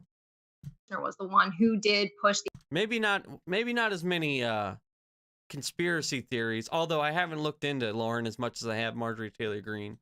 So, jury's out. LGBTQ agenda, mass migration. And those were the things that, mass migration was something that Trump addressed in 2016. That's what got the white working class out to vote for him. So there are plenty of votes out there for us to get, but it doesn't come with compromising. We don't get those 15 million unregistered Christian voters to get them registered to vote and out to vote for us by glorifying the LGBT community. So she's basically saying, fuck the gay people that have already voted, that are known to vote. We don't want them. We want to get these other new people that are fit the profile. We want them to come out, and that's who we want. Which is, just stupid and wrong, and dumb in every way. And just saying that the LGBTQ movement isn't significant is ridiculous. As far as a voting base, is just ridiculous because, again, she said herself 900,000, and that's with the current party. Just shit. Like, extremely toxic towards the community, and they still got 900,000 votes just by having grifters like Blair White and Dave Rubin say like, oh, Trump's actually better. That they got 900,000 with just that. Imagine if they actually, I don't know, like, treated people equally. Maybe, just maybe, they could actually pull a few more of these votes and they could possibly win some elections, but they're just too fucking hateful to do it. Congress shall make no law respecting an establishment of religion. I don't know why Lauren's so against the First Amendment. I think the First Amendment's pretty great. I also think the Second Amendment's pretty great too, because it protects the first. And these are the things that we should actually be conserving, and we can't do that if we can't win elections. The fact of the matter is, Lauren, that every single problem you have with the LGBT movement right now, from giving hormones to kids, medical transition, whatever, this was all caused by the right losing the culture war 30 years ago when they tried to legislate their religion. That is why we're currently experiencing this today. The only way to come back and conserve whatever it is you want to conserve is by winning elections. And the fact of the matter is, it's not just people like Blair who vote based on LGBT issues. I am straight as an arrow. I'm married to a dude. Between the two of us, I'm the one that's actually married with the family. And so I will say that I absolutely will not vote for a party that treats. Ooh, somebody finally punched back. Apparently, okay. Apparently Lauren's not married. Can't imagine why. But yeah. Okay. LGBT Shot people fired. like they are subhuman. I won't do it. How fucked up is it that I'm cheering for Lauren Borisenko or whatever? Carolyn Bar. Why did I say Lauren? I'm thinking Lauren Boebert. I'm getting them all mixed up now. Carolyn Borisenko is the fucking good guy in this exchange. Part of the reason that Trump won my vote is because he does not care. He promotes people. He doesn't promote sexualities. Okay, so first of all, you're using issues again on me that you don't apply for yourself. So Dr. Carl here was the first one to celebrate me being banned from Twitter. She was so excited to see that my voice had been silenced. So freedom of speech for thee, but not for me. This fucking doorknob. God, I really don't like this guy for some. I think it's his face. I don't know. He seems like a real asshat. He's just yucking it up with this one, but Anyway, getting banned off of Twitter, a private or a getting banned off a private company's getting banned. Fuck, I cannot talk. Getting banned from the usage of a private company is not losing your freedom of speech. I don't know how many ways people can explain this. I'm sure there's probably 1,000 videos on the internet, and maybe try that evil Google or even DuckDuckGo, and you will find out that that is not losing your freedom of speech. There's 17 other sites. You seem more like the Telegram type, if I'm being honest. I think you might even be a little too radical for Parler. So maybe try there. But that's not, no one took away your freedom of speech. And you probably said some really vile shit anyway. So Absolutely. So, disregard that opinion. Well, I Also, celebrated that you were banned on I Twitter will because say- you repeatedly can I tweeted that just my say- husband should be deported, Lauren. And He's now an illegal I am alien. thrilled. No, he's Your not. husband- What? He has a your permanent green husband- card. I am It's- wait, no, what? No way. Carolyn Borisenko, Trump lover, is married to an illegal alien? Is she just saying that? I don't know. That could be a lie. Look at Blair. She's like, fuck, and what the fuck? Is the grift really worth it? This guy's in love. He's gonna leave his wife for lady up here. now thrilled that I don't have to hear you call for my husband to be deported on Twitter, who has had a permanent green card for the last 6 years. Oh, okay. he came into our country illegally. He broke our laws. He did And not then do it married correctly. an American. How And lucky he is has to he? go back. How can you be a Trump voter? If it was up to Trump, your husband would be gone. He'd be gonzo. Out of here. 86th. And yet you make a living advocating for the guy. These people are they all live in the upside down. I swear. Every Trump grifter online is just completely backwards. So whatever they advocate for online, they secretly do the exact opposite in their personal lives.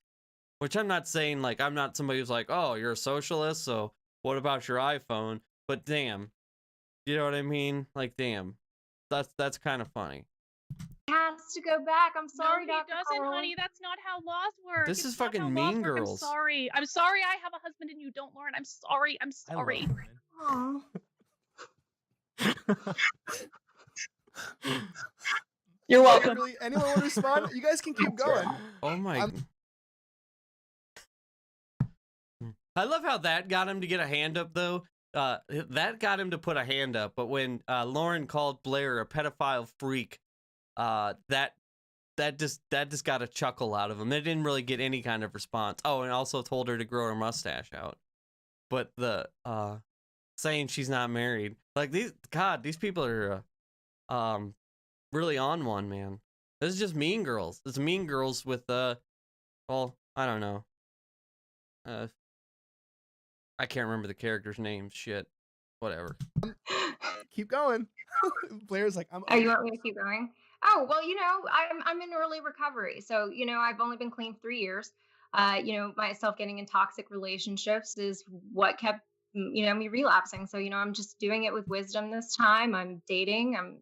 But my intention is to get married and have children eventually. But I certainly will not be marrying an illegal alien to give him his green card. So, I hopefully will find. That is just not. You would think somebody who has been through the heartache and pain of drug addiction and then gone through recovery, which definitely leads to a lot of ups and downs and a lot of trials and tribulations. You think somebody would be more understanding and like affectionate towards other people and like their struggles in their personal life. Like, you don't get to decide who you want to marry or like who you love. Like, I'm sure wasn't Carolyn's intention, but why would you even go there? Like, oh, your husband needs to be deported because he's an illegal.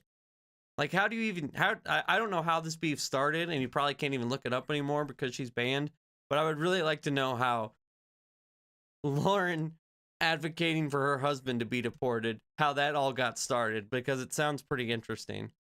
An American man. Sitting I across will.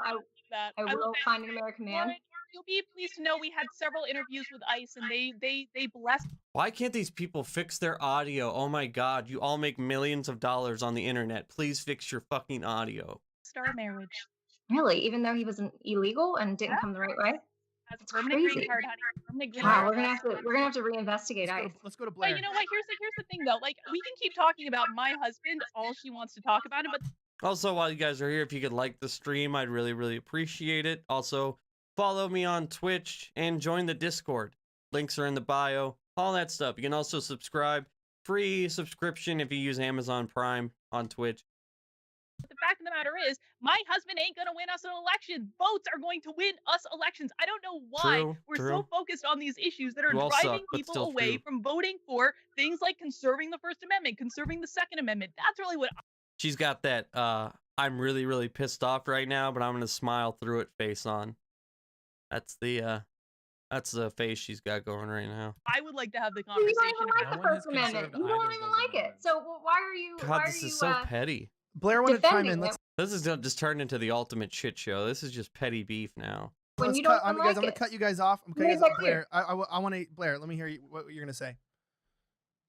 Oh, I was just gonna say, I think that there's a little bit of a tit for tat here, but I will say, Lauren, you said that Carlin was celebrating you being deplatformed. I did see that, and I personally disagree with Carlin for doing that. I don't like people being banned off Twitter, deplatformed. And she kind of defends her. This person called you a pedophile freak. Please push back on them. You did not semi-defend them. If they're gonna call you that to your face, imagine what she said on Twitter. But I will say, you opened this up with saying that I shouldn't be given a platform and that I shouldn't have a say in the party, so I think there's a little bit of it to go around. I think everyone should probably just respect each other a little more. No, I didn't say you should be deplatformed from your voice. I was saying that you should not have a platform within a party who stands. I basically just said you shouldn't exist as a person and like to go live in a cave under the sea, away from all of us normies who want to live our life and not see you. That's all I said. I didn't say I wanted you deplatformed or anything. Stands for traditional marriage, because that is just opposing itself. It makes no sense. Also, when you cannot deny that your people are the ones that are reading dressed in drag to kids at our taxpayers' expense. And I'm just curious, to what extent am I going to be forced to participate in your fetish or delusion while our children Oh are my being God, targeted man. for pedophilia openly? So, no, I don't want to give a platform to that lifestyle. And those are your people. Here's the thing. Deplatformer. You know who's your people? Roy Moore, Jeffrey Epstein, the RNC guy. That there's plenty of your people that are also on that kick. The church been, even though it's the Catholic Church, has been caught up in some pretty messy scandals. The laundry list of Republican sex scandals, especially with even younger women and men, is a mile long. So maybe check your own people before you start worrying about somebody else's community. Like your GOP community is causing way more harm than, well, I guess Blair's part of both, but the trans community that Blair's a part of is causing way less harm to our country than the crazy white Nazi Christian lady community. There is. Go ahead, Blair. Sorry. Okay, there is, and I think this maybe is something that you might not be aware of, or people who are not, closer to the LGBT community, knowing the inner workings, that there's actually a huge divide from people who. It doesn't matter. It's a package deal. It all comes together. Blair, just tell her to fuck off one time. Just one time, tell her to fuck off. I disagree. I think that there's a huge divide within the community, as from people who do support things like Drag Queen Story Hour, one of the things I've been very vocal against children transitioning. So I don't think it's a monolith. I don't think any group is a monolith. The same way that the right wing is not a monolith of just people who believe, in a biblical, definition of conservatism, and people who don't. And I think that there's a really big missed opportunity for the right, in the sense that I think LGBT people are actually the best warriors against gender ideology, and seeing children being bred to by half-naked I drag can never read queens these and screen names. children going Thanks for under the hormone follow. therapy at Much 12. appreciated. I think that people that are from that community coming and speaking out against it do a lot better of a job at trying to stop it than people who are on the outside. Because at the end of the day, Lauren, you could make it part of your platform to be against those things. And even Carlin, you guys could talk about it, but it's simply the way it works. It's never going to be heard as loud as someone like myself or a gay person coming out of the community. And so I think that when you have... So you guys shouldn't bash us. Let us bash us. Let me be the last great trans that says we're actually all bad. King of the haters, I guess. I don't know. Or queen, whatever. I would venture to say the majority of LGBT people who disagree with those things, when they feel like they can't speak out against it, because what happens is the right will say, okay, you can speak out against it, but you still get no voice in the party. You're still disgusting. You're still a freak. They don't want to, then they end up staying on the left. And it makes it appear as though all of us agree with those things. But in reality, oftentimes we feel... True to an extent. I mean, you can't expect somebody to advocate for your beliefs if you openly think they're lesser than. Like, you can't expect somebody to be on your side if you're like, well, yeah, you're a second-class citizen, but you should still be with me. And by the way, vote for me. Like, it's just not going to happen. And that's the problem the right has. It's because you got these, these absolute psychopaths that just have to, just exclude everyone who isn't like 6 foot tall, white, and named Greg. And they just can't win because there's just not enough Gregs in the world, I guess. Feel politically homeless. Just like really we the don't have problem a for them, voice not over enough here, Gregs. and we have to pretend to be leftists or pretend to be along with these things because we don't have a political home. Well, So again, I think so. I just want to 1 second, just one last thing. So again, I think just in general, the overall point of what I think is that you don't benefit from turning people off from voting for you. You just don't. True. Okay. Well, listen, here's the deal. Your whole lifestyle really opens the door to everything that you claim to stand against. Now, I'm not really sure. Basically, their pitch is like, listen, we understand that it might be harmful for us to for us to go against your guys' lifestyle and including people, but we just don't care, man. We got to find a way to win elections without including you people because it's just a bad look for us. After all, we're God's chosen people, according to the holy book or whatever. We can't include you guys. That's just a bad look. It's like they're actively making it harder just so they can exclude people and be hateful. If you really stand against the transitioning of children or drag queen story hour, or if it's just public opinion is against you, or if public opinion is against you because public opinion matters. I don't really know what's really in your heart, but when you walk out a lifestyle that introduces that to children, I mean, it's there. It is your people. It is part of, that's part of the package deal. It is spearheaded by the LGBTQ movement. Just because you take a normal stance on something, everybody should be opposed to grown men going into young girls' locker rooms or bathrooms. That doesn't make you special. It makes you normal. And just because you dress up as a woman does not mean that you have a special opinion on something that everybody should oppose. Okay, so I'm not claiming to be special. I'm just a person that shares my opinions online. And what I'm just trying to tell you is that Shit, I forgot what I was gonna say. Okay, we'll keep going. It's a lot more people than you think within the community, the LGBT community, that agree with me and think. Saying that it's all a package deal is absolutely horseshit. Like, nobody is responsible for what everybody else that looks like them or has the same lifestyle as them does. If that was the case, then I guess I'm responsible for what Timothy McVeigh did, because we're both named Timothy and we're both white guys or something. You know what I mean? Like, that's a horseshit statement that she is only applying to transgender or LGBTQ or minorities. She's only trying to apply that to Blair's community.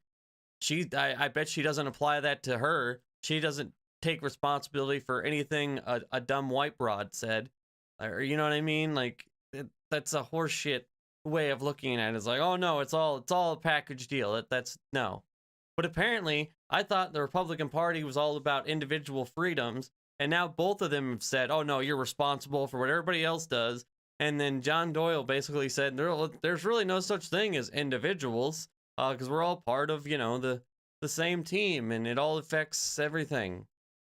So I guess, I don't know, I guess they changed that part. Again, mask off when they're by themselves. The exact same way, not the exact same way, but on the more radical ideas like children, everything to do with children. It's all the And same. I mean, you can sit here and you can insist that it's a monolith and insist that we all think that way and that it is a package deal, but it's really not, especially considering gender ideology and how it has manifested now and taken over culture and been popularized. It started it started well after the existence and acknowledgement of gay people or transgender people. Transgenderism used to be a purely medical issue that was treated on a purely medical basis. Gender ideology that we see on college campuses, and that oftentimes it's communists spreading it. I've never heard the term gender ideology. I don't know, that sounds like a made up thing, kind of. I don't know. Maybe I'm dumb, but I've never heard that term before. I know a lot of leftists. That came much, much later. So I think that they are two separate things. Okay, so let me I have to move the conversation on because I know that Blair again has a hard out. And so I kind of want to give Carlin and John a chance to respond to this. So as we're wrapping this up with the big tent, with the idea of the place with gays, I don't want to get your opinion wrong, Lauren. So if you can give me a brief response to this, do you believe that we should exclude the LGBT influence from the right wing and reestablish sort of like a Christian party? Can you give me your summary in under a minute? Yeah, so certainly. In conclusion, the LGBTQ. I hate everyone. In conclusion, I just hate everyone. I hate you. I hate you. I like the two white guys. Just everybody else sucks. Community has no platform, should have no influence on the party that was based on traditional marriage. Opposing gay marriage still is our platform. That hasn't changed. But we are going Well, she's right about that. to have to vote on it again soon. Are we going to be the party moving forward? Are we going to be the party that compromises on our values that got us this far? Or are we going to stand firm on issues like family, restoring the nuclear family, getting dads back into the home, re-legalizing conversion therapy, which they have stripped parental rights, where children now can't even go to get therapy? What? Bringing back conversion therapy? Jesus, man. If they choose to change their mind while struggling with gender dysphoria. The only path forward with this LGBTQ agenda is stripping parents of their rights. Parents are being villainized for not wanting to transition their children. They're having their children taken away from them. So it is not a life. That is not happening. Yeah, it's just not happening. I wouldn't even bother to look that up, but I don't think there's a single case ever of anyone getting their child taken away from them because they wouldn't let them transition at like a very young age. Like that this is not a thing. Lifestyle that should be included in the Republican Party, and it's not something we need either. Electorally, it hurts us. Okay, Lauren, and then Carlin, let me give you, so if, in under a minute, can you wrap up your conclusion on this as well? Yeah, this is about attracting as many people to the movement as we possibly can. I would like everyone who believes in freedom of speech, who believes in protecting the Second Amendment, who believes in protecting all our individual liberties to come to the movement. And I think it's rather ironic that people like Lauren. Yet, you spend more time bashing the left for being woke as opposed to rooting out shitheads like this on your own side. Like you want to claim that like, oh, we're just all about we're inclusive. Yet this is like a huge part of your party, and it's the left's fault that things are bad, not these people, right? Like honestly, you're just as bad as these people in a way. You might not be as vulgar or vile, and you might have different beliefs in a way, but the kind of shit you make that like bows down to this and claims that Trump's not racist and the GOP's not racist, that's what leads people to people like Lauren Witzke or whatever the fuck her name is, and John Doyle. And you mold mega racists with your content. That's what you help do. and talk about treasuring the traditional family when she was campaigning on Twitter to have my husband of almost 10 years deported. So protect Yeah. the traditional family, but break up mine. I would like to welcome everyone into this movement, including my husband, who will be starting the process of becoming a U.S. citizen a little later on this year. And when he does, he will be voting in the MAGA movement just like me. John? Well, you'll both be voting against your own your own interest. That's great. I think that Lauren summarizes it pretty well. We're not saying that we're going to turn these people away. We're just saying that their issues can't be represented in our party platform because their issues. We're not saying, listen, we're not saying that they can't vote for us. We're just not going to give a single fuck about them. Like, you gotta turn over what they're saying a little bit sometime. Like, oh my fucking God. Like, how, like, yeah, I guess they can vote for us. I mean, we're just not going to do shit for them. We're not going to, like, hold any pride flags or, like, say gay people are okay. We're not going to do any, like, radical stuff like that. But sure, yeah, they can vote for us. Issues fundamentally God, fuck represent this something guy, that is man. deviant from the traditional American society. And these allusions to the Constitution as though it's an argument about religion, I think, is kind of disingenuous because, like I said earlier, Lauren, I think, I mean, speaking for myself, I was against these sort of issues before I really came into the faith. But I think it's important to put that into context, that, like, when the Constitution was written, you know, you mentioned the First Amendment and the Second Amendment, even the founding fathers like Thomas Jefferson, who would now be considered to be like the most radically pro-freedom of the founding fathers. When he was governor of Virginia, he wanted the punishment for sodomy to be the equivalent to the punishment for rape, because these were always considered to be deviant acts that were against and went against the. Well, they also owned black people back then, so maybe they didn't have all the ideas figured out. You know, like, maybe we just shouldn't look to, like, people that were around 250 years ago and say, like, well, they had it all figured out right then and there. So let's go with what they said. Maybe they didn't have all their shit figured out, and we should, like, build off of what they started. That would be my idea. But, you know, let's just make sodomy a federal crime, I guess. I don't. Good idea, bro. Good idea. The social fabric of the nation and the moral fabric of the nation. So if you want to come vote for Republicans nominally, that's great, but you can't have your issues represented, because all of your issues, whether that be two men getting married, or it's just like, it all represents something that is the total enshrinement of equality, which is fundamentally a left-wing idea, and it always has been. How do you even say that with a straight face? You can vote for us, but fuck you? How? How does someone... What is the thought process going into that? Like, thinking that, like, yeah, this is what I'm going to say because it sounds real smart. It's all, yeah, no, I really got this. And then Blair, give us your conclusion. I guess my conclusion would be that That you didn't push back a single time and you let these people just beat you down, and it was really, really bad. And you're probably going to say something really, really stupid right now. And that's it. But hey, you got that sweet plaque in the back, and that's all that matters. this is all kind of I do want silly. one of them You have plaques, half though, the it'd be nice. country unconstitutionally locked down, people dying alone right now, can't go to funerals. Can someone explain to me what's unconstitutional about lockdowns? Never understood that part. What is unconstitutional about it? People out of work, like the entirety of the country living with almost no dignity. Out of all of a sudden, we have lockdowns and just so much stuff to worry about. We're bombing Syria,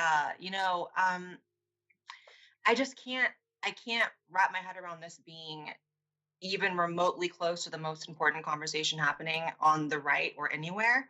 And I think that it's also kind of just over. I guess I'm just kind of saying what I've already said before, but Trumpism is the future, and Trumpism isn't, unfortunately, what you've seen with Lauren and with John today. No, it is. It definitely is. He's just more charismatic, but that's what it is. They're just more mask off. The bullshit that you guys push is like this, oh, no, we're actually really inclusive, but yet your party's full of people like that. Like, you're just really not that far off from them. You don't advocate for trans people either. You actively say that you should not do this. So what's the real difference between you and Lauren? You know what I mean? Like, just because you're part of the community doesn't mean you can't be toxic to it. And they're certainly free to advocate for an increase or a rise in social conservatism. But speaking for a really big chunk of my generation, which are going to be the people running things very soon, and they already are, you know, what Carlin said earlier about we grew up in a time where we were very, very turned off from social conservatism, and a lot of the more radical ideas that you're seeing now, in regards to gender ideology, wokeness, it is the pendulum effect of social conservatism. It is. It was, you know, I grew up in a time where when I was 5 years old, I was naturally feminine, getting beat up by little I actually Christian kids in my prayed to the school, flying and spag monster. that was kind of the era that we were in, and things changed and people got disgusted with that, and the pendulum is now to the point where now you have people being disgusted with the opposite end. So I guess big tent party is the future. Not a huge tent, you don't have to compromise on everything, but Right. you do have to acknowledge the anomalies in people, and that everyone's different. And if you're going to be searching for, you know, pure, perfect, ideologically consistent 100% of the time people to only be part of your movement, you're not really going to find many of them. Okay. Especially because a lot of these social conservatives on Twitter that you know love to talk about LGBT people being excluded, a lot of them are secretly gay behind the scenes. All right, So- but I gotta cut you off there. That's a loaded statement. I know, John, people want to respond to that stuff. Maybe you are secretly gay behind the scenes. Maybe you're not. Maybe you're super straight. It doesn't really matter, guys. I want to hear your thoughts below in the comments. Oh God, even he's talking about the super straight shit. By the way, I noticed if someone asked me if I knew about the super straight thing, we actually did a talk on that. We had like some audio, video issues a little bit, so it kind of sucked. But it's on my Twitch channel if you want to check it out. I did a panel on it. Comments. We could kind of go on with this conversation forever. And I want to let you know something. Obviously, you know, Carlin and Lauren and Blair and John coming on. This is something that we don't get a lot of. And Like, I really don't like the way he talks. Like, hey man, like I was on the radio, but now I'm just a Nazi. Stay tuned. Anyway, yeah, so I guess that's it. But so, yeah, boy, man, I don't know. Thoughts, comments, questions, concerns? But see, here's the thing, man. We have a real issue with, is that going to be what we're fighting against? Like, is it so bad that if, say, you know, scandals, whatever, something happens with Joe Biden, if those people get power, like, what is going to happen? Like, if they get power again, are we actually going to see, like, the end of, like, our country? I don't even know if that's, like, hyperbolic at this point. Because, I mean, you know, politics is tricky. Propaganda works really well. Even though those people are like that, you know, a couple slip-ups here and there by the Democrats who don't, I mean, it's 50-50 in the Senate. We only have a, what, six or 7 seat majority in the House. And, you know, Biden only really won by a couple 100,000 votes over like 5 states. So, as crazy as it is, those people could take power back. That's why it's so important to stay politically engaged. Because guess what? People like that, they're always on. They don't, fuck. Oh, my phone's yelling at me. Those kind of people, they always stay politically engaged. They're always campaigning. They're always organizing. They're always fundraising. They are in it till the bitter end. And that's why, unless you want those kind of fucking people to take over, you gotta stay politically engaged. Nazi USA will happen? I don't think so. I hope not. Did you see the Lauren Southern interview on Meet Kevin? You know, I actually watched a little bit of that live because I really like Meet Kevin. I watch his videos a lot because I actually thought about getting into the real estate game for a little while. And I watched a little bit of that, and I actually signed up for a membership just so I could comment in the comment section exposing Lauren a little bit. But I want to review that thing because I think she did a lot of her usual tactics where she kind of dances around and she uses like personal stories to speak for an entire movement or why immigration's bad. But yeah, I actually did happen to catch that because Kevin's one of my favorite YouTubers. I really like his content on financial stuff, business stuff. Like, he's a sharp dude. I think he got steam from. I didn't watch the whole thing. I couldn't watch the whole thing, but I think he got steamrolled by her a little bit because obviously he's a smart guy, but he's not politically savvy, I think, like to Lauren's tactics. Nice impersonation. I don't even know where the fuck I'm at. Okay. I literally lost brain cells. Yeah. No, it was so bad. Like you almost wouldn't even think that's real. And again, it's important to watch their content because most people only see conservative content when it's on like a liberal platform or they're like trying to, you know, whether they're debating somebody or they're on like a, you know, a mainstream news channel getting interviewed by like Anderson Cooper. You have to watch them on their stations because then you see what they're really all about. You get to see what they're actually like. Oh, I got something here. Thank Shannon, you. thanks for the $5. The 5 Soros dollars. Amazing. You are awesome. I saw a great stream thing. Okay.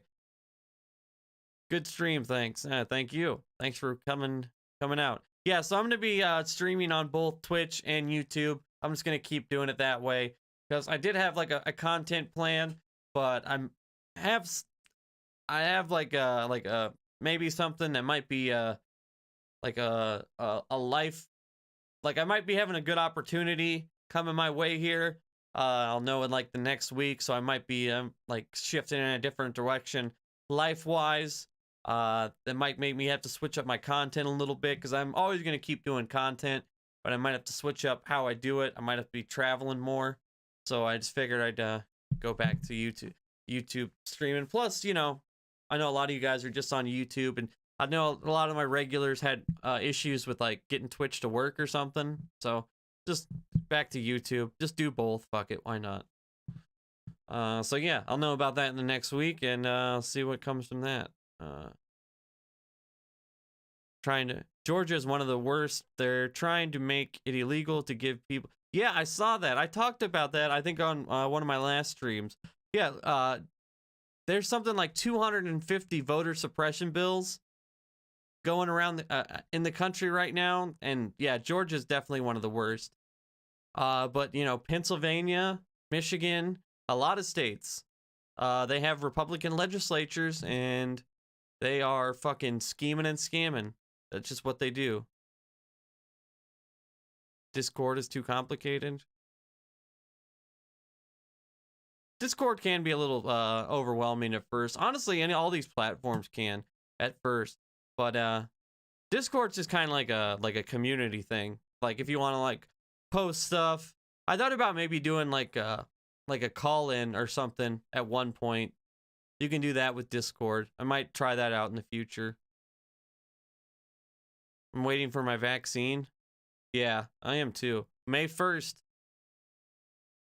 It's not too far away. I already had COVID though, so I'm not really worried about it.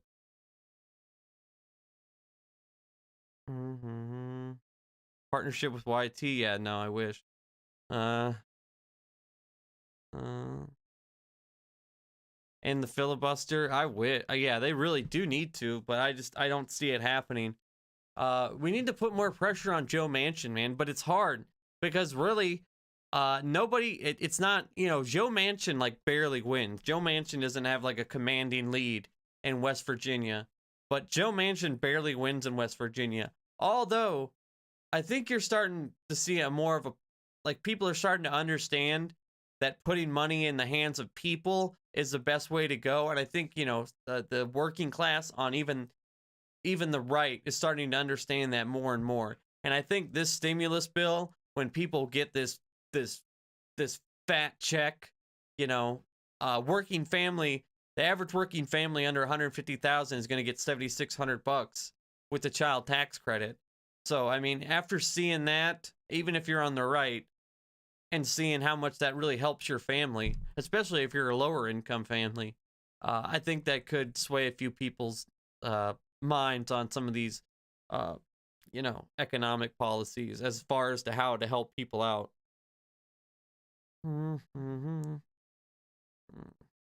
But yeah, ending the filibuster would solve a lot of our problems, and I think it's pretty simple.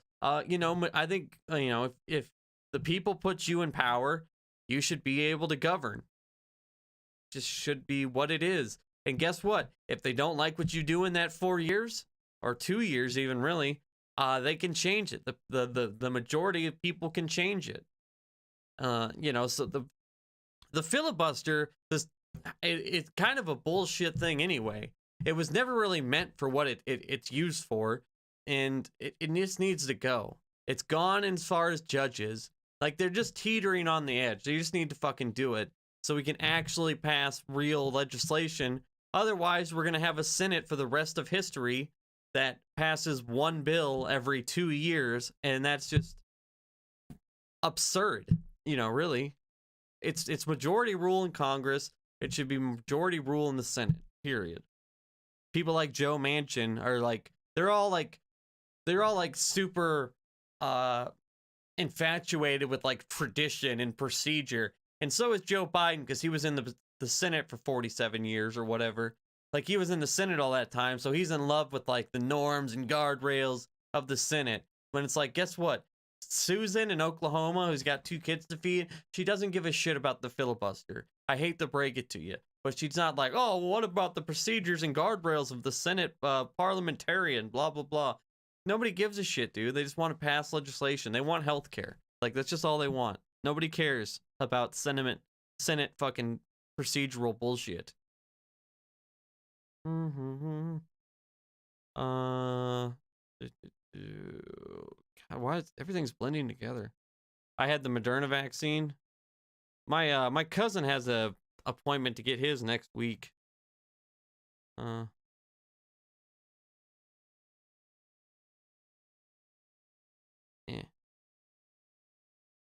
But yeah, so anyway, I think that about wraps it up.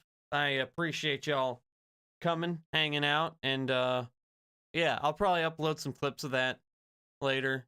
Maybe some tickety talks. But yeah, if you guys want to join the Discord or follow me on Twitch, links are down below. All the socials are down below. I've been posting a lot more on Twitter, so maybe check me out there. Follow me on Instagram, all that stuff. I don't even know if they, yeah, it's down there, whatever. But yeah, anyway, thanks for watching, guys, and yeah, I'll see you next time. Peace out.